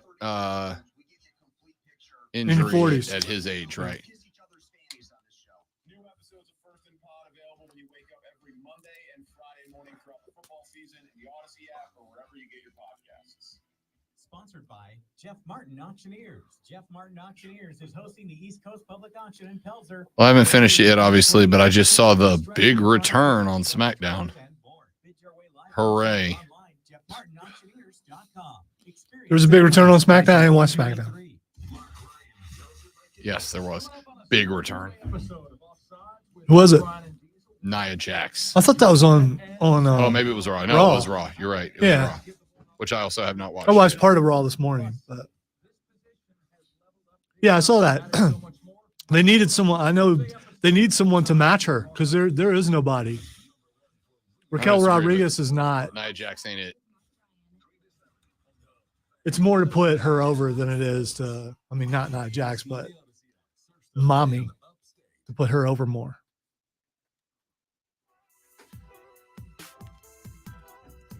Did you get the intro? No worries if not. No, I thought you were playing it. Oh yeah. All right, ladies and gentlemen, we are going to. Yeah, though. I could have communicated, Lonzo, but I only do that with Diesel. Yep. Yeah. Obviously. And Taking your joke from you. And you never sent it because you were still putting it together in the office and you never sent it to me. I put it in the folder. That's all right. We got it. We're good. We nailed it. Thought the whole point was so you could play it. I can bring it up and play it if you want it. No, I got it now. This thing better be good after all the arguing we're doing right now. I mean, maybe. I guess we're about to find out. Ladies and gentlemen, Lonzo and I do things. Lonzo do things, yes. Mongo nothing but game with pawn and game. I can't even get the damn quote right. Lonzo and I are going to introduce to you Lonzo want more beans. a new segment that I'm going to play the intro for, and then Lonzo's going to play a bed for, and then we're going to do the segment over it. It is called Overreaction or Makes Sense, where Lonzo is going to hit me with a number of different sports takes. Some of them are going to be hot takes that I will say, hey, you need to calm down. That's a hot take. That's an overreaction. Or I will say, actually, that makes a whole lot of sense, and we will do that segment now. I think you're overreacting. Let's all calm down. This is a huge deal. I think you're overreacting a little bit. I am not overreacting. Remain calm, everyone. This is a big deal. That's an overreaction. Everybody calm down. Look how calm I am. That was an overreaction. Look, let's all just calm down. This is not a big deal. See, now I just need a deep voice announcer guy tag on the beginning, end, or end of that. I don't think you always need that. No? I think because if you have it so much, then when you don't, that makes it stand out more that you don't have it. Management might disagree with that, but I'm just giving you my opinion on that. True. All right, so Rocky, start there, but the intro, excellent. Sorry for making it up this morning. I mean, I spent so much time yesterday. I don't know if it's award winning, but we'll see. We'll see. I made a TikTok video yesterday, so I was kind of busy with that. Who are you? I He know. lets the hair grow out, and now he's making TikTok videos. I'm a digital content creator, Lonzo. This I made a is- video. It's got graphics on it and everything. I'll show it during the break. We'll see if you like it. This is really why he was. Actually, you know what? Join us on the stream, facebook.com/fanupstate, twitter.com/thefanupstate, on There you go. YouTube by searching the Fan Upstate, or on Twitch by searching the Rob Brown Show. I'll play that video on the stream during the break, and we'll see how you feel about it. Wow, something to look forward to because the show continues during breaks. Yep, so, sure and you does. can be a part of it if you tune into So you all gotta- those different things. You got to play that bed now, though. Or I can just restart this. I'll just have to do it every now and then. It's fine. So we'll get together after the show. And I- actually figure out how this is going to work. Well, in my defense, someone took my computer for over an hour yesterday, so I couldn't. He was Red Skull Captain America yesterday. Yeah, he Hydra was. Captain America. Today, right away, we'll put some extra stuff in there and make sure everything's good. I dig it. Okay, all right. So here we go. What's the name of the segment again? Overreaction or makes sense. Okay, the first one we have is Aaron Rodgers will return next season and lead the Jets to the Super Bowl. I'm going to go overreaction. It is an overreaction because of two reasons. Number one, the likelihood that Aaron Rodgers returns from this injury at his age is not very good. This is an injury that happens to a lot of people when they are younger, and it takes time to get back. Aaron Rodgers is well on the wrong side of 40. And then B, to get to the Super Bowl, one of the problems they're going to have is that while they do have a core of young guys right now, guys like Garrett, guys like Brees that showed up and showed out last night, we don't know how many of the veteran core are still going to be around next year. They may have to rebuild a good chunk of the Jets team next year, which means that Rodgers will not have to go through a full year of being out, an entire offseason of rehab, and then connect with a group of guys who are twice as young as him. That's an overreaction. All right, the next one is the Cowboys. Them Cowboys, Then they're Cowboys. they back. Yeehaw! I'm going to go, it actually, as much as I hate it and as much as I don't want to say it makes sense, it actually makes sense. So this is like a really huge deal. I forgot I had sound bites for this too. I'll just stick with this. We'll let the bed die. I'll just stick with the sound bites now. Anyway, I'm gonna say it makes sense. It was one game, and you don't want to overdo it for one game. You don't want to like lose your mind over one game. But that defense looked absolutely incredible. Here's the problem: the offense still looked like a Dak Prescott led offense, right? The offense still looked like Dak's in charge, and unfortunately, I can't trust it. But that defense was sweltering. That defense was everywhere. That defense was all over the field. I think that defense could end up being the best in football, and a good defense will win a lot of games for you. I'm not ready to say they are back as far as, NFC favorites, but Dallas v. San Francisco would be fun. All right, let's stick with someone else who wears a cowboy hat. Deion Sanders in Colorado will win the national championship this year. That is a massive overreaction. A sincere, ridiculous overreaction. But here's why that one's interesting. Because something like, I read it the other day at some of the books, like 8% of national championship bets since Saturday that have been placed on the Buffaloes. 8%. Do you understand what that means? That means if you go to any given casino and you ask the next 10 people who's going to win the Natty, at least one of them saying Colorado. Yo, they beat a TCU team that is not the same TCU team. And they beat a Nebraska team that has Matt Rule at the helm, a guy that everywhere he's gone has won at most 2 games in his first year. It's year 2. If Colorado beats Nebraska next year, I will be more impressed than doing it this year. Look, They're fun to watch. I'd be lying to your face if I didn't tell you I didn't have a great time watching that offense the last 2 weeks. But Colorado to win the Natty, you need to calm down. That's an overreaction. All right.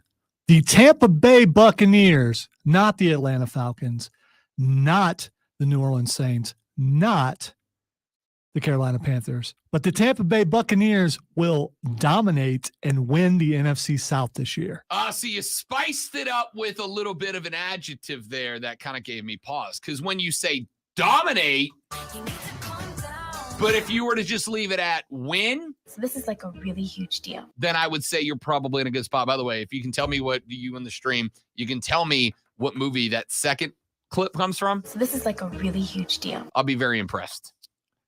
After all your praise from Taylor Swift today, everyone sounds like Taylor Swift to me. Well, that is Taylor Swift. Imagine Okay. that. So If anything gets us flagged during this segment, it will be that. that is less than 5 seconds. We're legally allowed to do it. Yeah, but is it cumulative?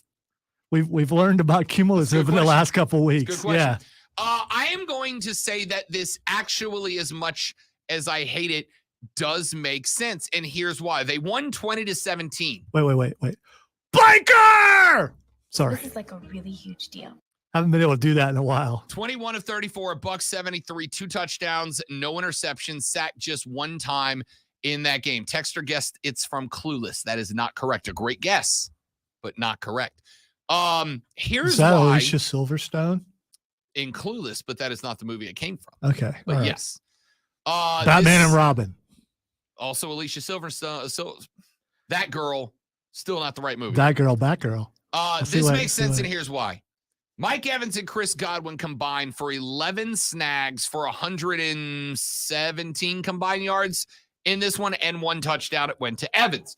I'm going to tell you right now, what blew me away about this game was that Evans and Godwin also had like 2 drops apiece, right? And at least one of those could have been touchdowns. It was a nail biter of a game that the Bucs won 2017. The most, and I mean this, the most impressive win of the entire NFC South in week 1. It was the most impressive week 1 win in the division, was over a Minnesota team that is expected to be a playoff participant, right? So this is actually I'm going to say this actually makes sense, because if Godwin and Evans really get on chemistry with Baker, and I don't need Baker to be a 300 yards a game guy, right? If they can get on chemistry together, Bate can be a 225 and 3 touchdowns a game kind of guy. He had 2 in this one.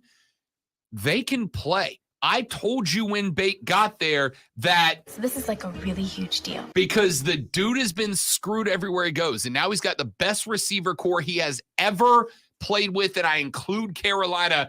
Tampa can win this division. I didn't say that until literally Sunday night. Give me another one. Why not? I'm a little shocked by your reaction there, but I agree with you. All right. Noon kickoffs are perfectly okay for everybody out there who's a college football fan.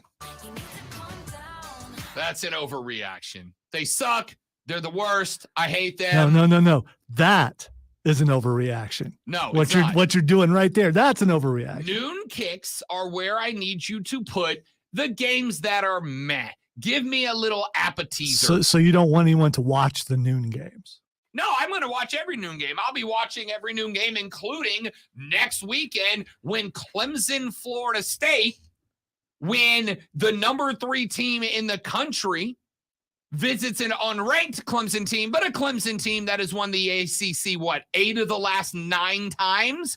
Yes, that's a big damn game. The future of the ACC, the banner carrier of the ACC, will be decided in that game, and we're playing it at noon. Listen, I know I've been told. Here's what overreactions are. It's when things affect you that you overreact more so than affecting the collective. I'm not saying that's what's happening right now, but that's what's happening. Listen, it is not about me. I understand. I've been told. Not even a little bit. No. Not even a little. I mean, yeah, okay, yes, it is, in that I was going to go cover this game. Why wouldn't I?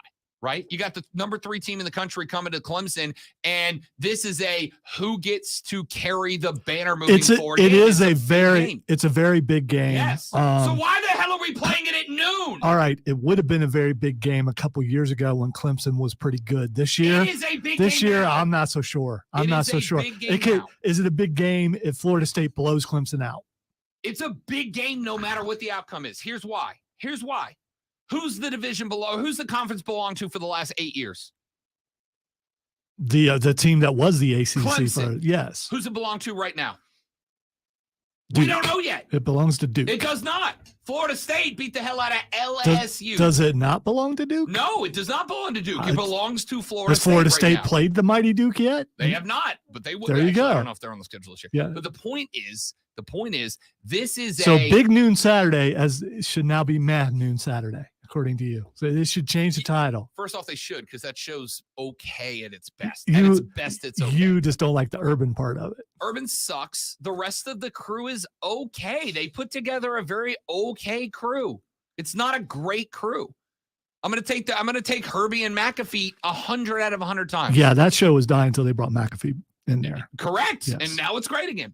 This game should not be at noon. I understand. I've been told, and I believe that Clemson likes to play in that mid-afternoon slot, right? Because they feel like it's a nice balance between their old fans who don't want to be out until midnight watching football and their students who don't want to be in the stadium at noon. You will never convince me that this game at noon is the right call. All right, first of all, I don't know if Mad Chatter changed his name to Mad Craft or if that's No, like two different people. Two different people. Yep. Okay, Mad Craft says, to be fair, it's only a big game because of the area.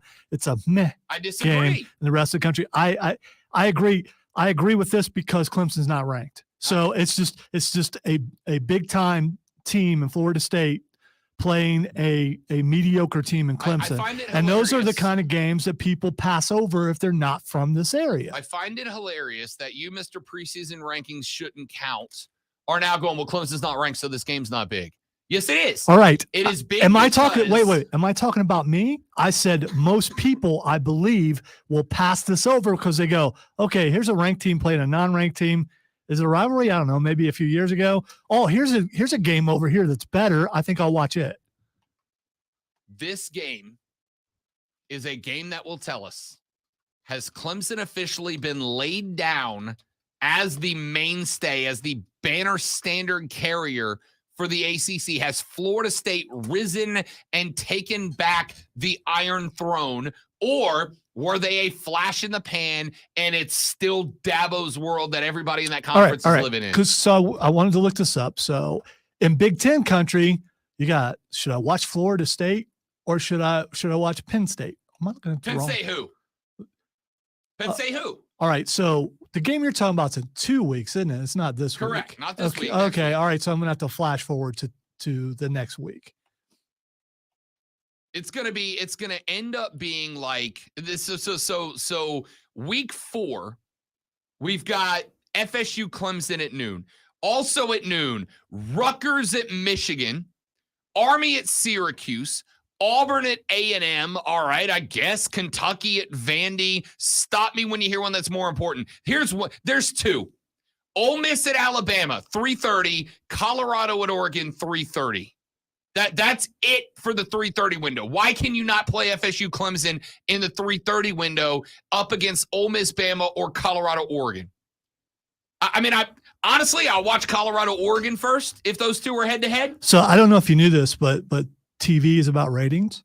So if this game is as big of a deal as you say it is, which it might be, you're going to put that one on here, and then you got another big game in the next one, and then another big game in the next time slot. So you've got big games in every time slot. Again, I just told you who the 3:30 games are. On CBS, you've got Ole Miss, Alabama, and on ABC, you've got Colorado, Oregon. Why not throw that up on ESPN against By the way, those two? first of all, Colorado. Wait, no, I'm not done. ESPN2, a national outlet, has Miami at Temple. NBC, ACC Network has Boston College at Louisville, and ESPN has BYU at Kansas. BYU at Kansas is bigger than FSU Clemson. Colorado USC definitely is. Colorado USC, without a doubt, is bigger than that game. And you know it. You know it is. Wait, who is? Colorado USC. No, Colorado, Oregon is that week. Colorado, Oregon's, which I would agree is a bigger game. Okay. I would agree. All right. Colorado, Oregon's a bigger game on ABC. All right. So On Mississippi. ESPN is BYU, Kansas. Wait a minute. Colorado, Oregon. What am I looking at? I don't know. You're Am I looking for at the week wrong 3. No, 4. You're I for am week looking, 4. and I see Colorado, Oregon. Yep. At 3:30. Yep. Yeah, I'd rather see that than Florida State. Clemson. I agree. We need to take a break. That's why that's not at noon. That's because it would go up against that game, and you're not going to get as many ratings. We really need to take a break. We really do need to take a break. Back after this on the Rob Brown Show on the Fan Upstate.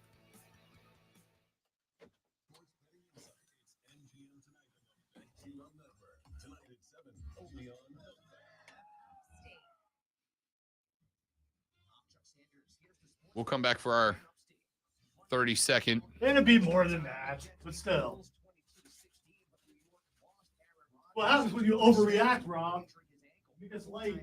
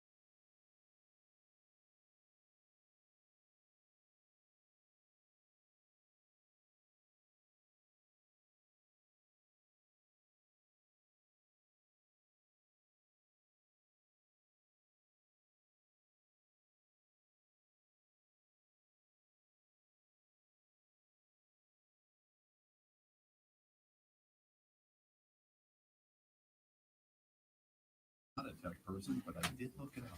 Without this certification, how can you be sure a company can protect your information? It's not like here on the radio, where all you need to do. All right, let me pull that. I'll pull that TikTok since you asked for it. So now you won't know my date of birth. Won't be able to hear it though. Can you? No, can't send it out over just you. If I do, it will. I'm guessing it will echo. It might. Oh wait, yeah. I'm glad you said that because I needed to turn that down. Yeah. Well, we'll see. Do it. Let's see what happens. Oh, I gotta find it. Hang on. Where'd I put it? I tweeted a lot last night. Here it is. Is in the books, and it's time for Overreactions. Yo. I made a jingle. All right, let me share it. Glad you threw y'all in there because it's Wait, I put graphics and everything. You ready? Here we go. Let me throw it on the screen. Yesterday. yeah, but look at how it starts. I mean, yeah, no, isn't that a phenomenal? Somebody screen grab that and go to town. Have a ball with that one. You look y'all. like you're whistling.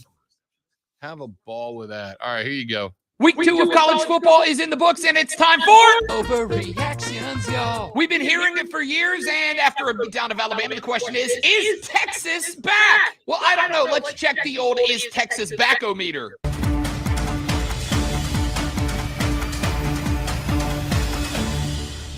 Turns out, sort of. Listen, the win over Alabama was a really good one, especially in their house. Steve Sarkisian becomes just the third former Nick Saban assistant to get a dub over the Great One. But the most important thing is all the issues that plagued Texas last year in that loss, they were gone. I had question marks about Quinn Ewers' ability to throw the deep ball, but in the win, Ewers had touchdown passes of 44 yards and a game winner of 39 yards. So maybe this dude is that dude. If that's the case, Texas is well on their way. But there's another half to this equation, and that's Alabama. Are they done? Is the dynasty over? The answer to me is no. As long as this guy is there, Alabama's got a chance. Because there's two big problems. Number one, Jalen Milroe isn't who we thought he was. And number two, the offensive line, not that great. But see, there's a difference between Nick Saban and other guys like Dabo Swinney. He is willing to use the transfer portal to find guys who patch problems. And we also know Alabama does not struggle in the recruiting department. So while it is a huge win for Texas and it shows that they are well on their way, let's not let us believe that Nick Saban is somehow done. He's not. That's a week 2 overreaction. What's your response? Drop it in the comments. Thanks for checking us out. I'm a TikToker now, you guys. So there you go. That's what I spent almost 2 hours yesterday doing to get 274 likes. Nailed it. What did you expect? Thousands on your first? It was my second, and yes, I did. Yeah, you like the overreactions y'all jingle? I thought it was pretty dope. I'm not gonna lie. I'm doing something else, but yes, I did. I love the jingle. The jingle was awesome.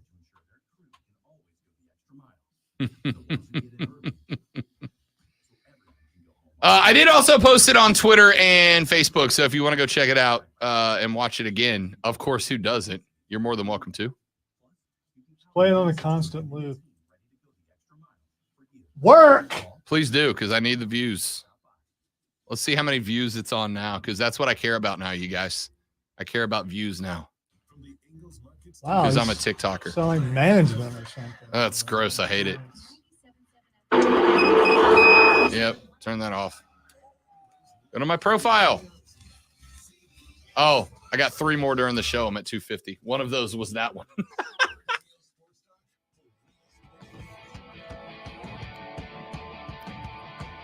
Our dude. I don't know. I don't know if we can have a TikToker on this station. Too late, buddy. I don't know I'm if we a can do TikToker that. now. That's. I I'm a mean, digital content creator at heart now. is there an age where you should not start TikToking? I mean, you did a great job, but I mean, I did a great job. Yeah, I don't know. It's also on Twitter and Facebook, so it's really digital content creator. Diddy said that game should be a primetime game. It's ridiculous to put it at noon. FSU and Clemson are the biggest brands in the ACC, and this is the chance for FSU to show if they've taken over the conference. Yes. Yeah, Yes. I get what you're saying, but the ACC isn't that big everywhere else. So, I mean, it's kind of like, I believe someone on our station coined the phrase all cupcakes conference. I think a lot of people think Then of it that explain way to me- still. Then explain to me why Clemson is kicking at 8 p.m. against FAU this weekend, but noon against FSU. It's not on Clemson, although they do have some input. This is a travesty. It's a war crime. It's disgusting. I don't know if I'd go That's that what it far. is. Hour number 3 starts next on the Rob Brown Show in the Fan Upstate. A war crime? Really? Maybe a little dramatic, but drama's what we do. I thought fun's what we do. Okay, if we do I drama. do that too.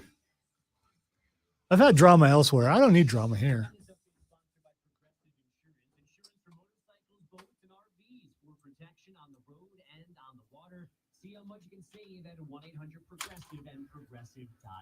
Where have all the bots gone? Initially, by the way, that jingle was like 10 seconds long. It's like, overreactions, y'all. Buy it now. But I had to cut it down to get under 90 seconds. It hurt my feelings. Wow. So you had to cut yourself. I had to get cut it, myself. yeah. I had to cut so much of myself.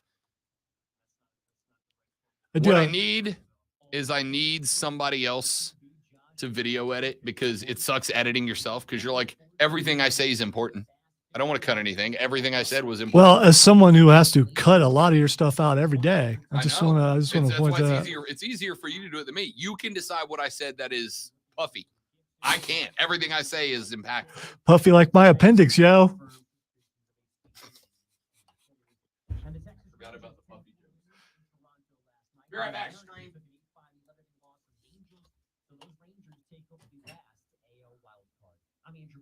Hey, it's DA. Be sure to listen to CBS Sports Radio at home. Ask Alexa to play CBS Sports Radio. At Fisher Investments, our clients know we have their backs. How do your clients know that? Because Fisher Investments is a fiduciary, the highest standard for a financial advisor. It means we're there for our clients and always put their interests first. So wait, you do it because you have to? No, we do it because it's the right thing to do. Our clients trust us with their retirement savings, and we know how important that responsibility is. So we take the time to really get to know them. Diddy, I don't know if you just listen on stream, but you got to quit defending Clemson He's so much. listening on the Odyssey app. He tweeted us earlier. Yeah, but he wouldn't be hearing this. So that's the same. You keep telling me that, Steven, but I don't have his Twitter up, so I don't know. Don't It's, worry. I'll show you the tweet. I'm kind of busy right now. Okay. Gosh. This is the busiest time every hour. The tweet says, if you can't see it, I can't. when you have an oopsie on the air with that face screen grabbed. Excellent work, Steven. Excellent work. Bravo. I don't know. The other show may have oopsie on the air, patented or copywritten or something.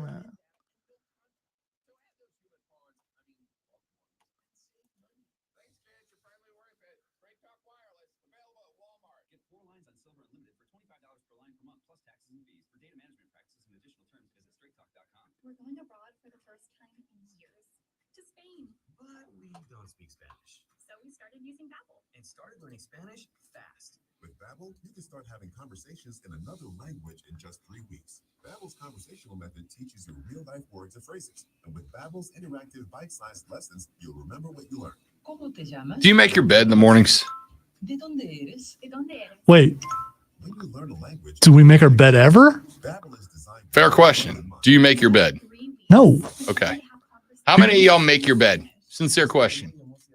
You know, people who make their bed are people who expect to have visitors. I don't remember the last time we had a visitor on purpose. Someone who accidentally drives back there and don't come in, that don't count as a visitor. I think making your bed is about visitors and guests.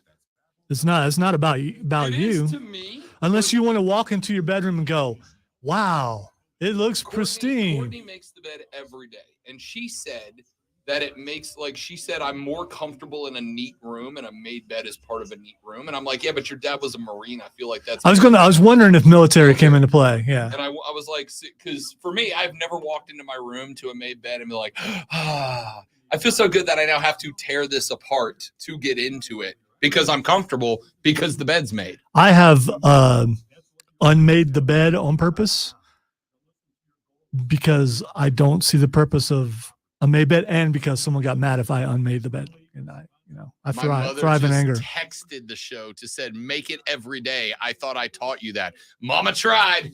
Mama tried. I don't think making your bed's about you. When you take I your think shoes off, do you then retie your shoes? No, because you got to put them back on. Why would you add extra steps? Who wears shoes anymore? You have gross. You have created a world in which you are doing 2 more steps every day for no reason. Yeah, You are spending yeah. 4 to 6 minutes making your bed to then get home and spend 4 to 6 minutes unmaking your bed to get in it. That's a great point. You are wasting 8 to 12 minutes of your day. Rob and I are more efficient. We don't. I Yeah. mean, we can use that time more productively. Gable's in first. Okay.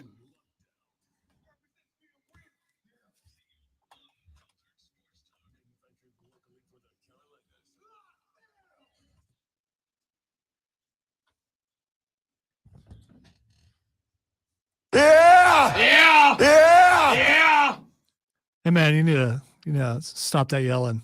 The third, the final, the best, the money hour of the Rob Brown Show goes now, ladies and gentlemen. This is the Fan Upstate. Welcome back. Good to have you. I am Rob Brown, the great Lonzo, the alpha and the omega of the Fan Upstate. On the other side of the metaphorical glasses, AM, pushing the button, switching the switches, and making us sound as good as we do. So, if you're enjoying the show, Lonzo gets all the credit. If you don't enjoy the show, because it's a great show. All right, we're just having a good time. You know, your sound clip is a little bit heavy to the right. I don't know if you maybe. I'm looking at the wave. I'm looking at the audio. I'm looking at the meters, and your right channel is a little more heavy. I mean, we're in mono anyway, so it doesn't matter. But still, I mean, it just bothers me. I don't know. That one too I don't know if, to the is it I don't it's know like quite- panning? I don't quite know how to answer that, to be honest. Do you make your bed in the morning? Do you make it every day? Do you make it only? That's a question that came up on the stream, which, by the way, you can join at facebook.com/thefanupstate, twitter.com/thefanupstate, the Fan Upstate on YouTube, or the Rob Brown Show on Twitch. Not only during the break did I debut yesterday's Rob Brown content creation, a TikTok video that had little graphics that popped up on the screen and everything. I felt like a real Gen Wire there for a minute. Everybody says millennials, but millennials we're in our 30s and 40s now. All right. The millennials are not the TikTokers, y'all. Stop using that word. You don't know what it means. But the question came up during the break. I think TikTokers do have a certain connotation to it, a certain a stereotype. And if it you ain't think- millennials. Well, It's not. We are in our 40s. TikTokers are not millennials. We're old now. TikTokers hate, millennials hate TikTokers because y'all keep trying to make videos in public where people are walking in. All right. I saw somebody, I don't know, 2-3 months ago. I'm surprised I never brought this up on air, actually, but I will now. I saw somebody at the Haywood Mall about 2 months ago, Lonzo, filming a TikTok on the escalator. you might be too old to be at the mall. I don't know. It's just, the mall's great. The Haywood Mall's great. I love the mall. they've added a few more nerdy shows. Stores. Yeah. You know, Here's the thing. I'm not too old to go to the mall. It's just I go for a different. I don't go to the mall to hang out anymore. I go to the mall because I need something. there you go. You know what I mean? Like I go to the mall to get stuff now. So you don't people watch when you go? You can't help it. No, Obviously people you watch do. is still great. Yeah. But when I was sitting. You ever made the escalator stop? No. There's a way to do it. I can tell you how. I've been told. Yeah, it's very effective. But I don't want that kind of attention, and I think that's like I like attention. Just Obviously. to watch people go, what do I do now? Yeah. Like they don't know how to walk down the stairs. It's great. But anyway, I I don't advise that you do that. That was a hypothetical. I saw a girl go to the bottom of the escalator. She put her phone on one of the escalator stairs, ran back to the bottom, let the phone start going up, and then she started dancing in front of her phone, which was going up on the escalator. But like there were like 6 people who all had to stop and wait for her to finish her dumbass dance. And I'm like, if she does it again, I'm walking over there and I'm going up the escalator. I'll step over her and her phone. I was furious. And that's when I realized I hate TikTokers. Yeah, but wait. Why did that bother you? Why did She held as up someone- multiple people But so dude- she could dance for a video that's going to get 9 views and nobody gives a damn about? You are a TikToker now. That's one of your people. Why Yeah, would I? you know where I film mine? In my bro cave by myself. I even shut the door so my dog wasn't disturbed by me yelling. That's why she's got like 1,000 views and you've got 250. Ugh. So I mean, you know, and the fact that you just went, that's very TikToker. So you are in it. Yeah, you are a TikToker now. That is how people react to TikTokers. Anyway, point is my new TikTok video is up. You should So go check it out. Yeah, you should.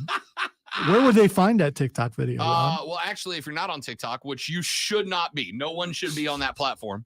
All right. You can go to facebook.com/thefanupstate. It's up there. You can go to Twitter. It's up there at The Rob Brown Show. Basically any social media. It's on my Instagram too, at The Rob Brown Show. Wait, what's going on now? Keegan is posting on TikTok. Are you guys? Keegan's a big TikToker. So you guys feeling older? So you feel like you want to be a part of the younger generation? So you're TikToking now? Is that what it is? My 20-year high school reunion is this weekend. Yes. Yes, Really? I do. Yeah, my 40's coming up. So I am clinging to my youth with every deteriorating bit of strength I have left. So they're talking about doing a cruise for our 40th. I don't want to be on here with a bunch of old people. Why would I go do that? I would go on mine, but only because it's a cruise and cruises are great. That's the only reason. Never been on a cruise. They're great. They're phenomenal. You get on the boat, your responsibility's done for 5 Maybe or 7 I'll days. go on a cruise and TikTok while I'm there. Fastest way to get localized on my business, Alonzo. All right. So I asked the question, do you make, how often do you make your bed? I'm going to be real with you. I don't. Now, that is unless, and Lonzo agreed with this, unless I was having visitors, right? When I live by myself, if I was having a lady friend come to the house, then the bed would get made. But that is only so that I could lie to her as if I am a neat, tidy, and organized person. It was solely as a lie. Making your bed, as if you have guests, is a lie. Nobody does it. Do you?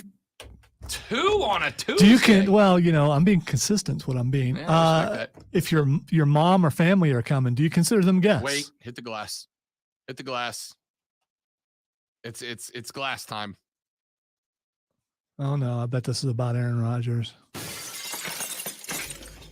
Aaron Rodgers diagnosed with a complete tear of the Achilles tendon. Ugh.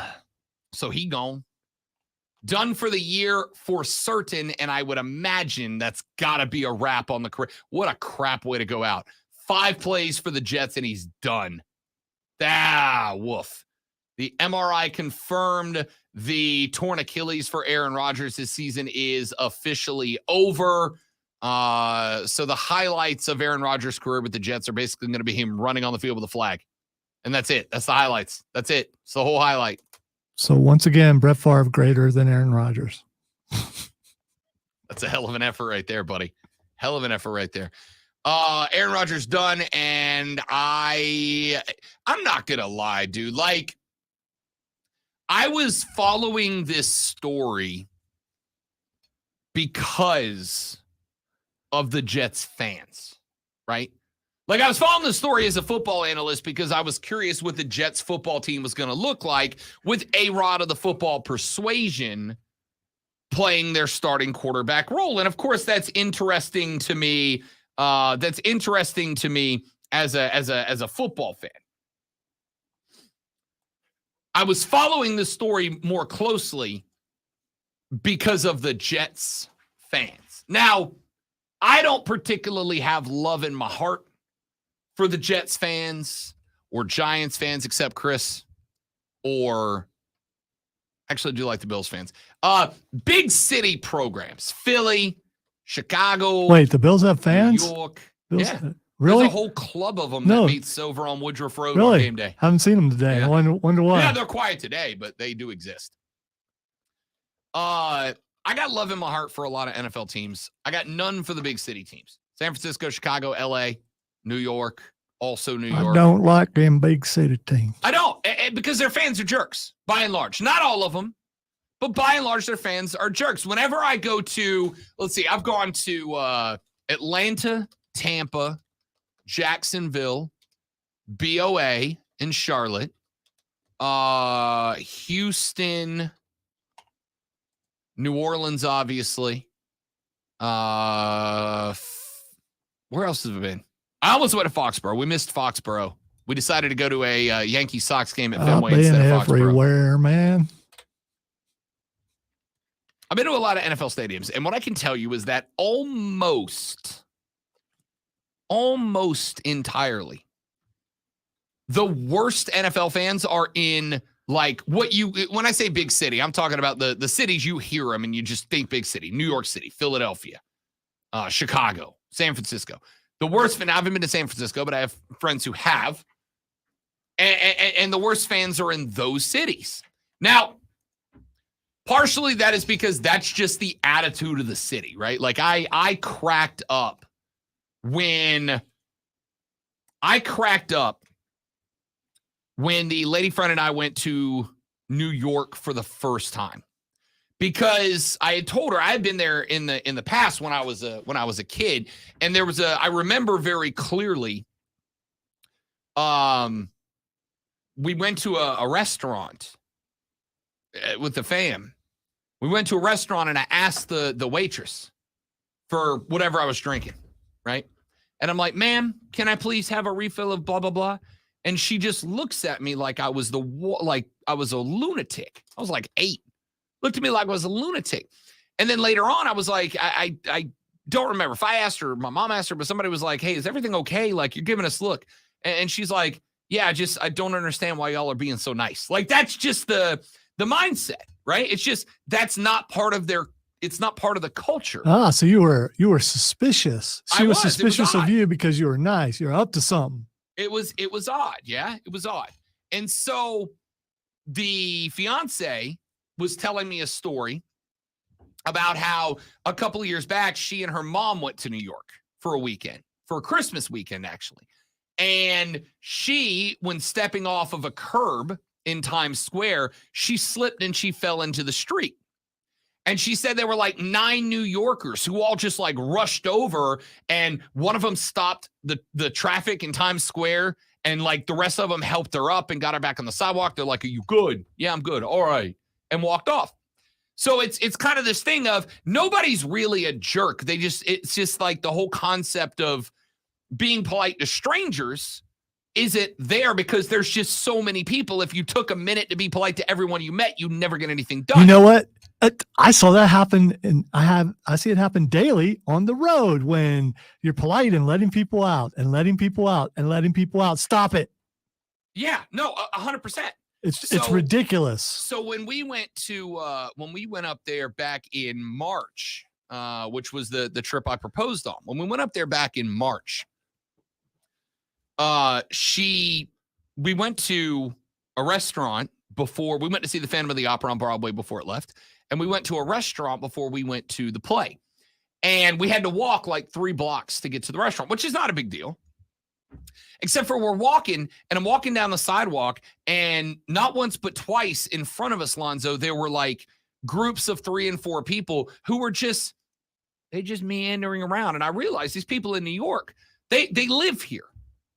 Their houses are there, their jobs are there, their stuff, like all the stuff they do is there. And then it is also the most visited city in America, which means that at any given point, like 1 out of every 3 people that you encounter walking around don't live there, don't work there. They're just there to experience New York City. And in experiencing New York City, they clog up the damn sidewalk. And if you're trying to get from A to B and you got 5 minutes to make a 4-minute walk, and then you got some dork in the middle of the road taking a picture of every building he comes across, eventually going to be like, you got to move. I'm trying to walk here, right? So we're like walking down the road and trying to get to this restaurant because we got reservations in 3 minutes and it's 4 minutes away. And they said on the website, if you are more than 5 minutes late, your reservation will be canceled and we will give the table to the next party. So I'm like, we got to go. We got to go. And we start walking and we get behind this group of like 3 people.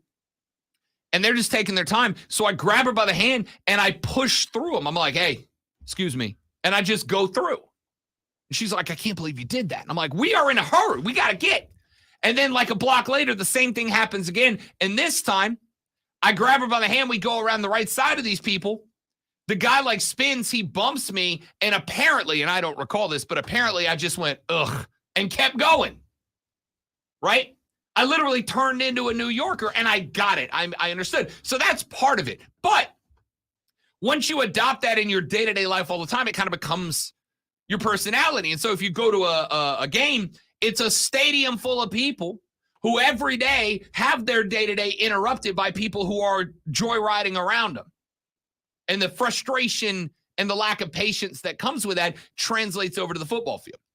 So I was interested by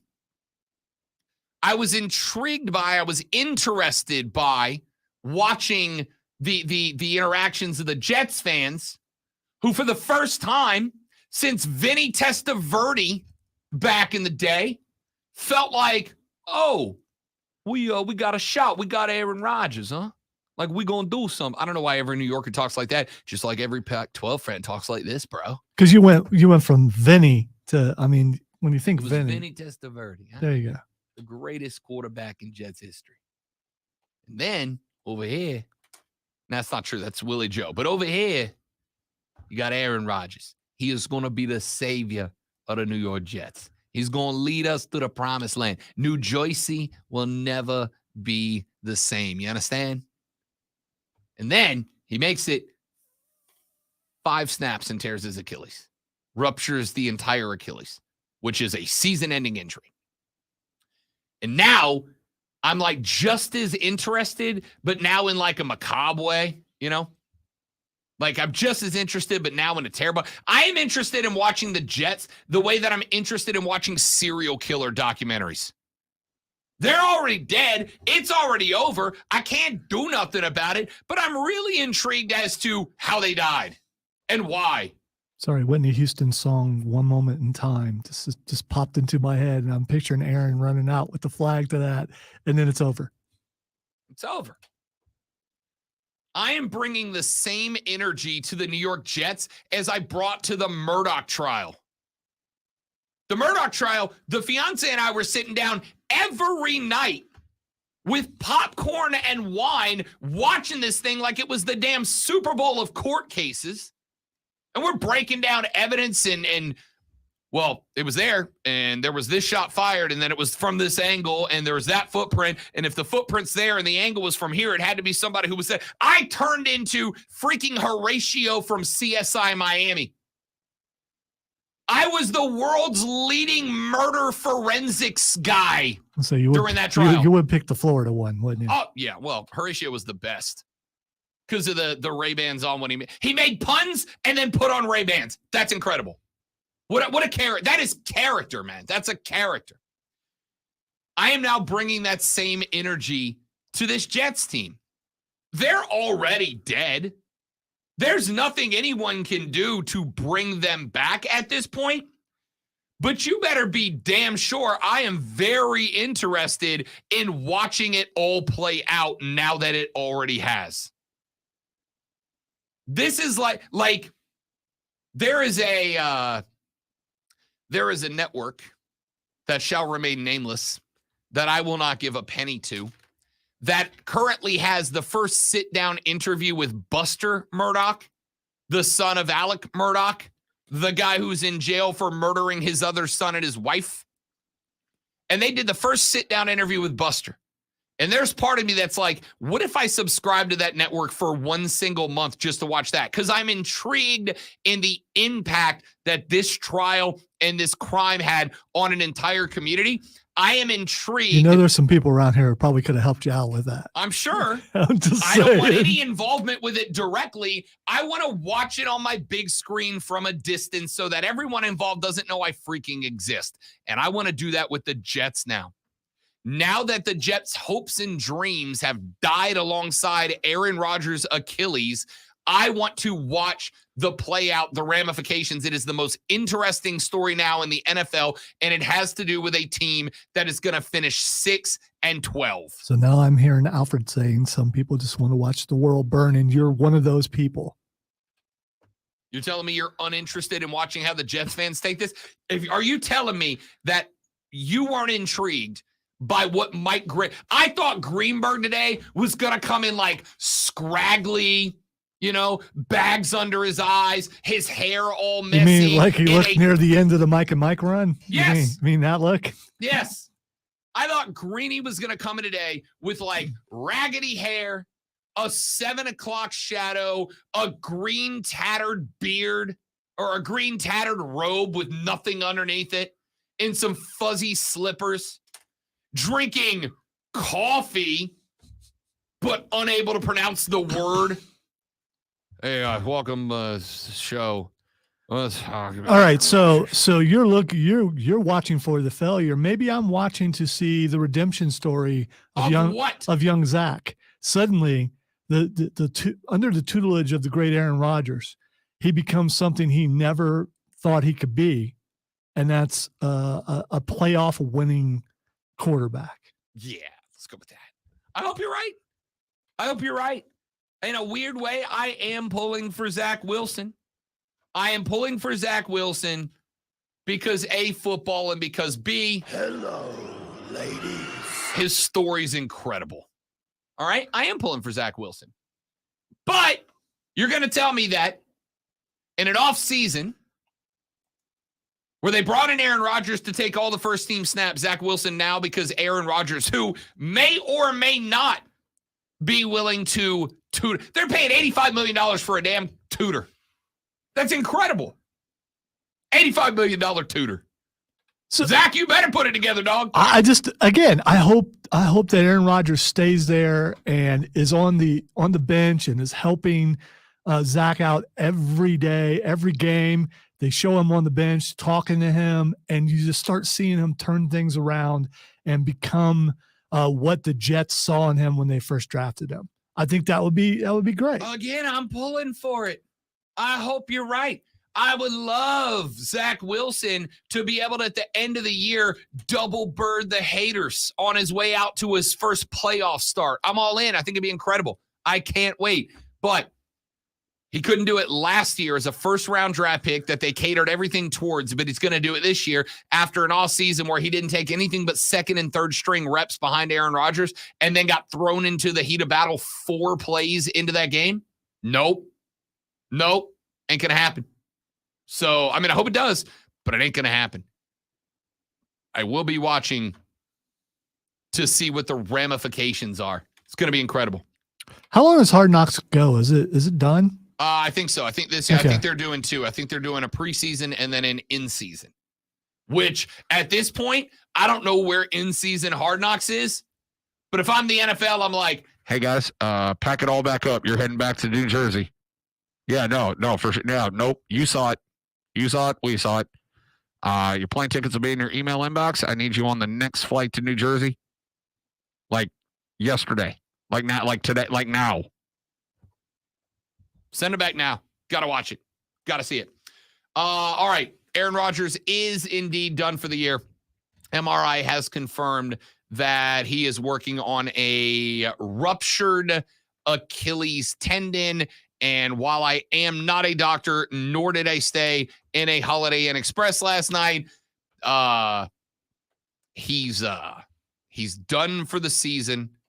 And I suspect probably, and this is just me, this is not confirmed, this is just my speculation, but I got to imagine his career at this point. I can't see a way back from this.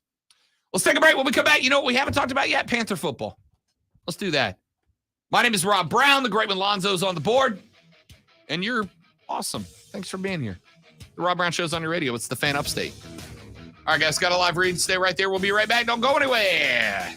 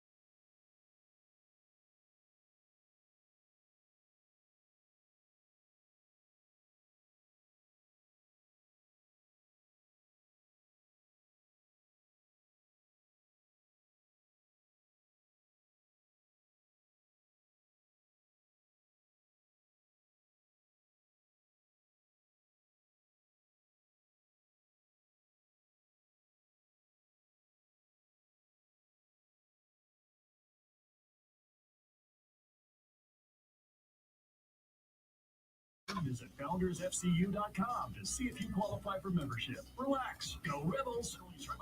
Tomorrow night, Andrew Keegan and I are going to a metal band that plays all the songs from all the Star Wars projects. I'm very excited about it. And it's out in the Berg. And to pregame, we're going to a place called New Way. Have you heard of New Way? I have not heard of New Way, New Way is a dive bar in the Berg. That has which is probably why I haven't heard of it. Has been there for apparently like 75 years. I was talking to Joey B about it. Joey B said, my great-granddad drank at the bar, my granddad drank at the bar, my dad drank at that bar, I drink at that bar, and when my kid's old enough, he will have his first drink at that bar. That is 6 generations of Brights that have drank at the New Way in Spartanburg. And I was like, I am honored for this chance to engage myself in history. What if you go there and you're having such a good time that you miss the concert? I won't. I've been excited about this concert for a minute. Apparently, Steven knows the New Way also because he's talking about it. Yes, the New Way. And so does Madcraft, man. Everybody knows that place, apparently. You know what? I've lived here half my life. This is the first time I've heard of it. The New Way? Yeah, but again, I don't drink, so why would I need to hear about it? The Jets went from 16-1 to 35-1 to win the Super Bowl in less than a minute. As soon as Rodgers went down, they went from 16-1 to 35-1.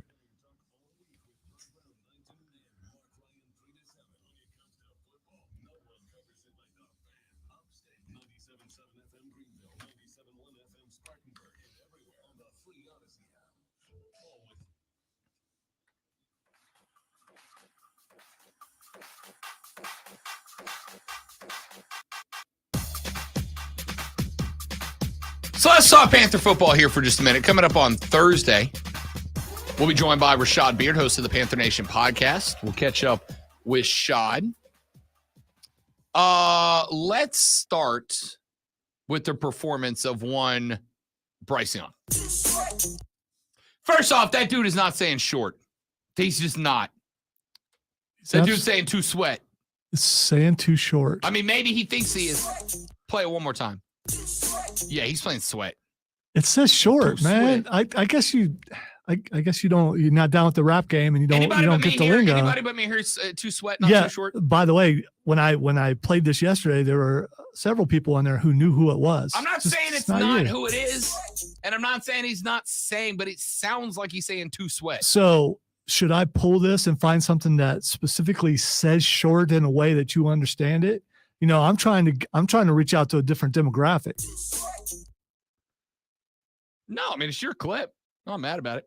By the way, the Jets went from 16-1 to 35-1 to win the Super Bowl after the announcement of the Rodgers injury. So that's fun. All right.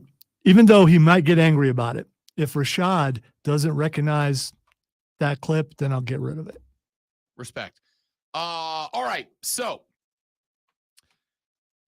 I want to start with BY. And I want to say primarily that those of you that are doomsdayers on BY, those of you that think that he is a failure, those of you that are going, see, I told you we should have got CJ. As I said many times earlier in the show. All right, that's the last time I'll play that. Cumulatively, it's got to be at least 20 minutes. We're gonna find out. It's like the equivalent of a mini concert. Minutes. It's like a mini concert. You need to calm down. You need to relax. All right. I am disappointed because there are things that I was told that height wouldn't be a problem, and I do believe it is. Now, there's ways to get around it, but he did not do it in that first game, and I'm disappointed in him, and I'm disappointed in the defense. I'm not disappointed by either one, and here's why. I'm going to start with Bryce Young. Yes, there were some very clear growing pains for Bryce Young. Very clearly, there were some growing pains for Bryce Young. And I got news for you. There's probably going to be more. He is a rookie quarterback who took how many preseason steps? Maybe 24, 25 total. Maybe 25 total across the 3 preseason games. How many passes did he throw? 13, 14? And you're expecting the guy to be NFL quality. One practice. I only saw one practice, and in one practice I came away concerned. And And I pointed it out on the air. I came away concerned that Andy Dalton looked more accurate than Bryce Young did. Because Andy Dalton's been in the league for 63 seasons. Can you and teach Bryce Young accuracy? had to, Can you? yes. So it's a matter of repetition and getting out there. It is. Yes, that's exactly my point. A thing that he had never done against a full tilt NFL defense until this Sunday. So wait, so you're saying the SEC isn't good enough to get him ready for It's the not NFL? The NFL. It never has been the NFL. And as much as SEC fans will try to convince you that it is the best conference overall, Inconceivable! which maybe it is, maybe it isn't. It's not going to get you NFL ready. The only thing that gets you NFL ready is playing in the NFL. So maybe, just maybe, let's give my dude a freaking second before we write off his entire damn career because he had a 3-pick game in his first go at it. Dudes, relax. Just chill. He's fine. Take a breath. As far as the defense goes, the defense had to play a game in which the offense turned the ball over 3 times. 3 times, which means that there were not only 3 extra drives the defense had to play, but they were 3 extra drives the defense had to play on short rest, as in off the field, and inside of a minute and a half, you're back on it. All right, correct me if I'm wrong, and I could be because I frequently am, but I think after those turnovers were all like on the Panthers' side of the field. Yes. So the defense wasn't out there very long. They didn't have to be. It didn't add that many more snaps to it because Bryce Young basically handed the game to him. When you are playing red zone defense. I'm sorry, Bruce showed up, not Bryce. When you are playing red zone defense, it is wildly physical. If you ask, and I have NFL defenders, they will tell you, with the exception of defensive backs, for linebackers and for defensive linemen, red zone defense is a different cat, specifically inside the 7. It's a different style. It is harder hitting. It is much more stamina depleting. It is a different game. And the Carolina Panther defense got called on not once, not twice, but 3 times to step in with their backs against the wall and go get it on short rest. Too Sweat indeed. Short rest. By the way, I'm getting texts from someone who knows who Too Short is, and also Keegan who knows who Too Short is, and they all say he's saying Too Short because they know the guy. They know his music. Again. Still love you, said Short Rest. If a dude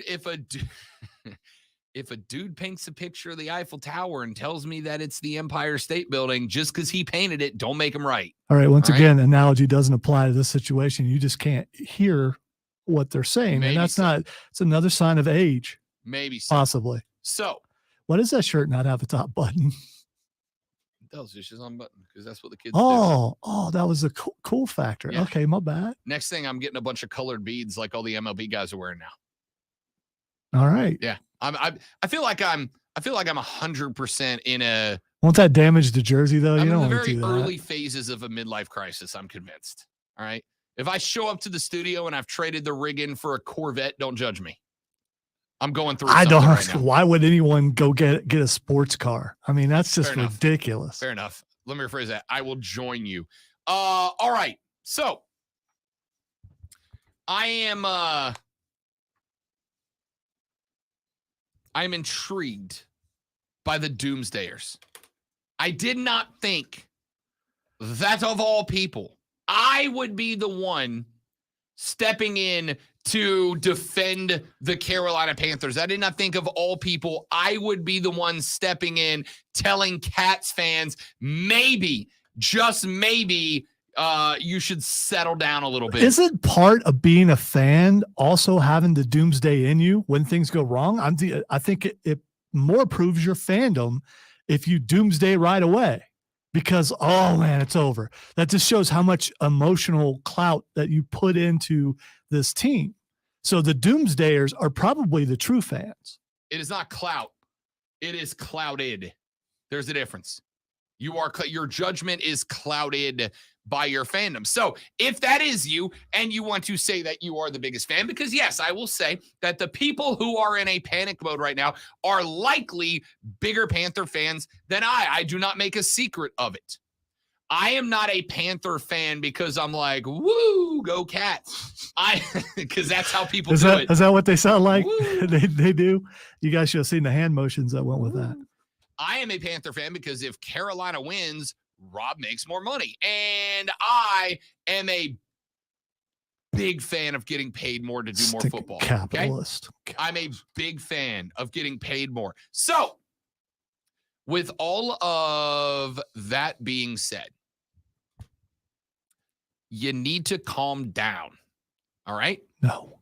You need to calm down. No. And you need to calm down because of the very simple fact that you have a rookie quarterback who was playing in his first NFL game against a true starting ones only NFL and fully healthy Atlanta Falcons defense, who, by the way, are division rival, who, by the way, were at home, who, by the way, also believe that it is now their time.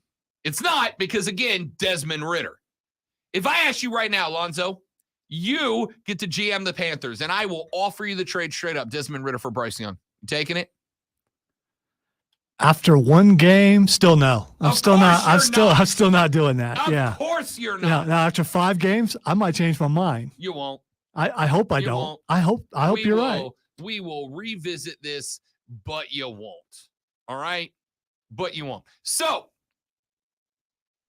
with that being said, I think that Bryce is going to be fine. This is not me saying he's going to be in the Pro Bowl. I'm saying he's going to be fine because here's the thing. While Bryce made 3 bad throws, 2 of them, the picks, were against the exact same defense twice. It was the same guy making the same play on the same route out of the same formation. And the same guy making the mistake throwing the ball. I mean, you can look at it either way. So you've never made a mistake and then immediately made the same mistake? Never happened before? Because it happens to me all the time. You're looking at the height of perfection over here, and you've seen it every single day. I just want to. I want to throw something positive here. If things continue to trend the way they are, Marvin Harrison Jr. is going to be right there near the top next year. For the record, don't hate that at all. I'm just saying. But I promise you, this team is not going to have. Here's how far I'm willing to go. This team will not have a top 4 draft pick. This team will not have a top 5 draft pick. I don't remember if they traded things away to get the number 1 draft pick. This team would not be in a position. I don't think they do. I do think they get their first back this year. I think they traded DJ and some later stuff. I don't think there was a first. Maybe I'm wrong. I have to go back and remember what that trade was. Oh, we got multiple DJs. It's a different one, but still, yeah. Either way, they will not be anywhere close to the top of the board. They also will not have the capital to get there, so they will have to go somewhere else for a wide receiver. Were they smart enough to get some backups in case JC Horn got hurt? Gotta hope so. I hate, dude. That sucks. Yeah, me so too. Bad. Me too. I hate it. That sucks so bad, man. They're saying like 4 to 5 games, maybe. So, no idea. The Bears will receive Carolina's first-round selection at number 9, a late second-round pick, a 2024 first-round selection, and 25 second-rounder. So no first-rounder upcoming this year. So never mind. Win all the games because you're not going to get Marvin Harrison Jr. No, so just go ahead and win. So first off, I do hate it for JC. And for the record, that's another big blow to the defense for that guy to go now. Soft tissue injury, nothing anybody can do about it. And I don't think you can necessarily blame the turf. I think we're kind of at the point where we may just have to start accepting that JC Horn is just he's just snake bit. It just is what it is. Sucks. Hate it. Dude can be a star, but he's got to be on the field to do it. So don't panic. Dude's going to be fine. Dude's going to be good. And the defense, when they don't turn it over 2 or 3 times in a game, will not be. By the way, Brian Burns, man's game, bro. Spider Burns was good to go. It'd be nice if some other people played the way he did. Derek Brown was getting after it too. DB was a fright up front. All right, let's get a phone call in here before we go to what the X is going on. Who we got, Lonzo? Because I don't have my screen. We have Rick. Rick, welcome back to the show, big dog. Good to have you. I hear what you're saying. I'm a big Carolina Panther fan. I hope they do better. But let me tell you what you do, Rob. I put $500 on the first game. I'm putting $500 on the second game. There is no way they can cover 3 points. Giving Carolina in 3 against New Orleans, that is money in the bank. So you're going Carolina -3, or you're going Carolina for the win? Or you're going Saints -3? New Orleans -3. I would give 7. Did you watch automatic win? Rick, did you watch the Saints on Sunday, my guy? Well, let me tell you what. Carolina, I think is. I'm a Carolina fan now. They're probably the worst team in the NFL. Oh, no. Rick. Name a worse team, Rob. The Arizona Cardinals are a dumpster fire inside of a bigger dumpster fire. Rick, I love you like a brother, big dog. You're P1 all the way, but that is that. No, I can't go down that path with you, my guy. So you think they will cover the 3 points? No, I'm not saying they will. I'm just saying that's not a game I'm touching because the Saints looked awful in week 1. Rick, we got to run to a break. I appreciate it, buddy. I can't follow you down that. Worst team in the NFL. Lonzo, you don't even agree with that. No, Arizona is the worst team. And there might be a couple more. Yeah. I might throw Denver in there, but that's just because I want to. Yeah, okay, so that's out of vengeance. I respect that. I would say the Cardinals are worse. The Texans are worse. The Bears look like crap. Yeah, Bears are pretty bad. The Colts look worse. The Colts, Not by much. I don't know. Patriots? Back after this on the Rob Brown Show in the Fan Upstate.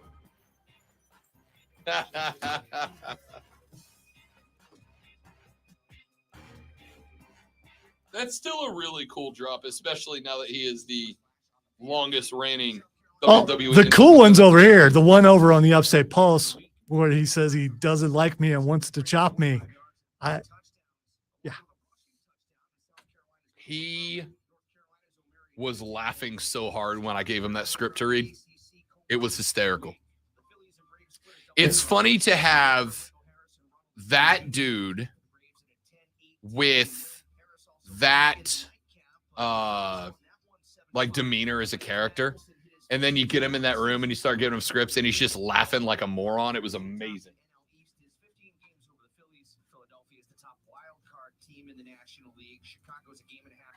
Yeah, I mean, when we watch wrestling on either company, I can go, I've talked to that guy, I've talked to her, I've talked to that guy, I've talked to that guy. And it's something I never thought I'd be able to say. So hopefully I'll be able to say a couple more coming up. Hopefully that'll be cool. We haven't had any repeats. Not that that's a bad thing. No, it's a good thing. It could be either way. Well, because I would absolutely, we want to talk to as many people as we can. Yeah. But I would also absolutely bring Gunther back.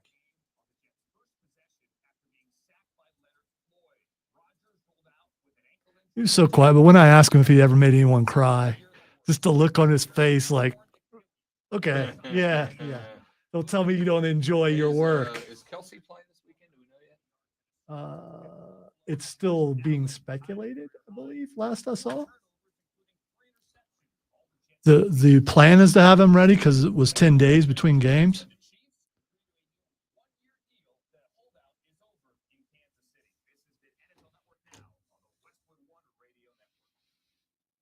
Yeah, Chiefs definitely needed Chris Jones back.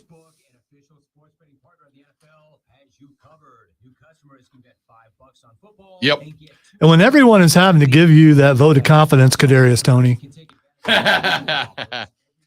you must have done something really bad, like drop everything that came your way. Yes, because the Chiefs are -3 against the Jags right now, And if Kelsey doesn't play, I'm taking the Jaguars +3. If Kelsey plays, I'm locking in the Do you Chiefs. really believe that Tony's going to drop that many balls again? I just think that's an anomaly. He's getting made fun of a bunch and everything, but he didn't drop balls like that last year. Let's see. Eagles -7 on the Vikings. Not going to touch it. Colts -1.5 against Houston. I might take that. It might be Chiefs two -3. really bad teams make it into a good game. Yeah. It could be. Chiefs -3 over the Jags. If Kelsey plays, I won't touch it. If he does, I'll take the Chiefs. If he doesn't play, I'll take the Jags +3. What if he plays and he's Ooh, just a Packers decoy? -1.5 over Atlanta. I'm taking Green Bay, right? After what they did, they Yeah. made Chicago look silly. Yeah, Jordan Love might actually be a be dude. okay. It's because of the tutelage of Aaron Rodgers, which of course Zach Wilson's getting ready to get. So Zach Wilson about to be a Pro Bowler. he might be. After everybody else says, "No, I'm not coming," and then finally he's like, "Yeah, I'll go." How about Tampa being favored over Chicago in the early lines? Giants -5.5 over Arizona. After what happened to them last week. Niners -8 over the Rams. Boys -9 over the Jets. I might jump on that too. Nah, I don't like double digits. Dolphins -2.5 over the Patriots. They got to win by 3. Yeah, I think That's they're a hammer, right? Yeah, I would That's think a hammer. so. By the way, I got killed this weekend when the NFL rolled by. I killed in college. I got killed by the NFL. Did you break even? When I combined college and the NFL, yes. But if I just went NFL, if I was just like, if I only had my NFL bets, I would be done Hi, Joe. gambling this month. That's how bad it went. Including last night, where I had Lonzo another 5. I bet one 5-leg parlay on games that I'm going to sit down and watch. And then it's like, you put down $2 and I can win like 40 back. All right. So it's worth it. If I hit 1, then it carries me for like 10 that I lost. Right. So I put down a 5-leg parlay last night. 4 legs hit. The only leg that did not hit was Aaron Rodgers over 1.5 touchdowns. So I lost that parlay within 3 minutes of that game starting. Infuriating. Well, at least you didn't have to fret about the rest of the game. You already knew that you wasn't getting it. Infuriating. Trying to be positive. I guess. appreciate it. Don't do that.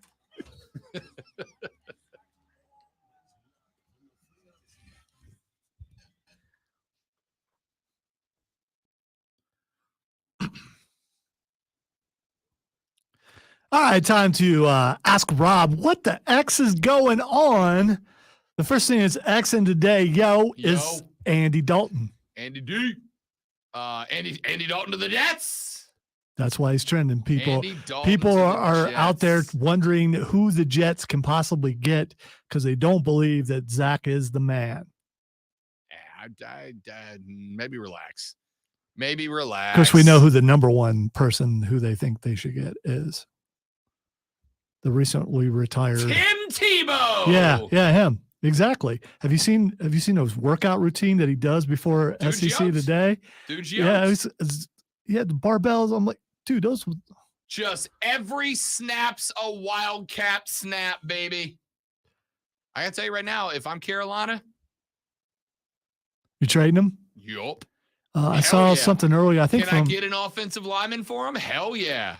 seen something earlier where someone reported that Scott Fitterer is always open Yeah. to any trade talks. Yeah. So yeah, I don't know. If I could get him, if I could send Maybe Andy get Dalton, that number one back. I doubt they'll do that out of Andy Dalton, but I will send Andy Dalton to the Jets in return for, I don't know, an offensive lineman or two. Maybe I get myself another edge rusher. and a 12-pack of Doritos. Yeah, but like I would get the nacho cheese ones so that I could look at that red bag and remember our fun times with Andy Dalton. Next topic. Wow, that was well done. I don't even want to finish after that. All right. The next thing that's Xing is Andrew Luck. Andrew Luck. How about Andrew Luck? Andrew Luck trending because the Jets are going to try to talk him out of retirement to come back and play a season. That's what I thought too. Nah, it's just his birthday. He's Ah. 34. Happy birthday Andrew Luck. I liked Andrew Luck. Yeah, me I too. enjoyed Andrew Luck. The big nerd went away though. All right, the next thing. Big nerd. Yeah, that's what I called him when he was being drafted. And on the draft show I was doing at the time, I respect that. one of the guys was a big time Colts fan, and he didn't like it. So of course I did it more. Sure. Of course. 'cause That's how friends work. Yeah, absolutely. All right, the next thing that's Xing yo is National Video Game Day. Well, I guess that's a reason for all of us to go home and celebrate then, isn't it? Yes, I will be making my way into the Starfield later on today. So it turns out, because I was very worried it's on next gen only, but Xbox Gaming on Game Pass is offering for cloud gaming. The only problem is with cloud gaming, you have to manually save your game when you leave. It doesn't like auto save it for you. So the other night I spent like an hour and a half flying, teaching myself how to fly, just dropping down on random moons and planets, checking it out. And then I checked out of the game and then I came back and it was like, hey, time for the flying tutorial. Damn it! Finally, one more thing. Vince McMahon is trending.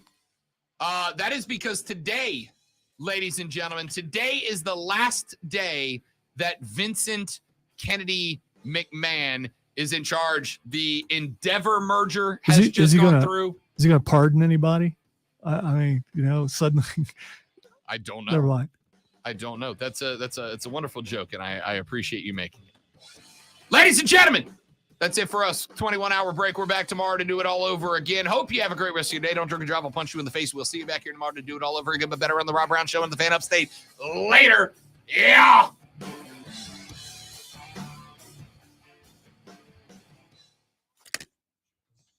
Suddenly, Vince McMahon, the character, shows up Friday for SmackDown. The evil boss character with the mustache.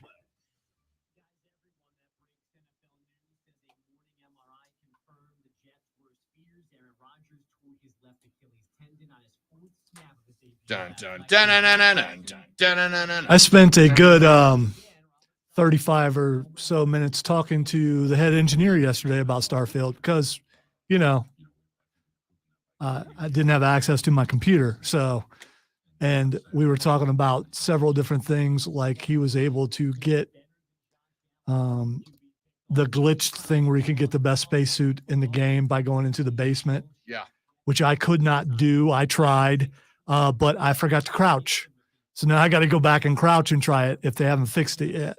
I've still got to figure out how to chart my way around the galaxy, because I found a group that post all these positions of different things that you can go. One guy posted, he's like, this is like the third most advanced battleship in the game, and it's got the most upgraded weapons in the game, and you can get it by going to this moon and you land here and then you follow this ship and you go there and you can get it.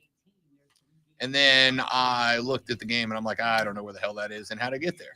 But then he also said, don't go there until you're ready to fight like level 42 enemies. And I'm not that at all. Also, is it just me or the FPS controls in this game like I'm having to struggle to learn it? Yeah, well, not learn them, to adapt to it. I will tell you, so far, the axe is your friend, because I'm trying all these guns. I'm not doing any damage. It's like, screw it. I'm going to go hit this guy with an axe. It's like 2 hits and he's dead. Like, all right, I'm a melee guy. Forget it. I'm looking for the best melee weapons in this game and a sniper rifle, which Cameron already has a sniper. I don't know how to get it. I'm going to give me a sniper. I'm going strictly sniper, melee, pirate. Why not? I picked Scoundrel as my. I think we all did. Yeah. That's the thing, because it's high charisma. And but yeah, I picked Scoundrel and Famous, so I'm a famous thief because Pick Scoundrel. But the problem is it comes with the pistol adaptation. Yeah. That's your special trait.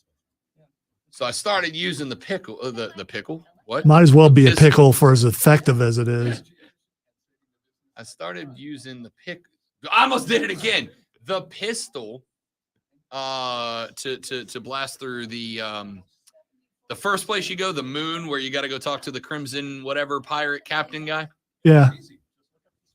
I'll talk to you when you're done doing this. No. I said yeah because I know. I'm telling no, you I'm when done. to finish. Okay. It was that quick. It is a matter of seconds. So. I went to that place, and of course, it is just crawling with the pirates. Yes. So I went to that place and I was getting pretty adept, except for I got very furious because the first place you encounter two of them is in a mess hall. And on the far side, there's like a buffet stand where there's like the counter and then it has like a little raised guard and there's a sneeze guard on it. And I have this laser pistol and the guy's on the other side and I can see his head through the sneeze guard and I'm shooting and I got a laser pistol that won't shoot through a sneeze guard at a buffet. I was like, this is dumb. By the way, you can shoot between, like if there's something stacked, yeah, even if it's like this narrow, you can shoot through it because I was doing it. Yeah. I'll have to work on that. All right, guys and gals, thanks for hanging out with us. Hope you enjoyed it. We'll be back tomorrow. Yeah, have a great day. Thanks. Bye.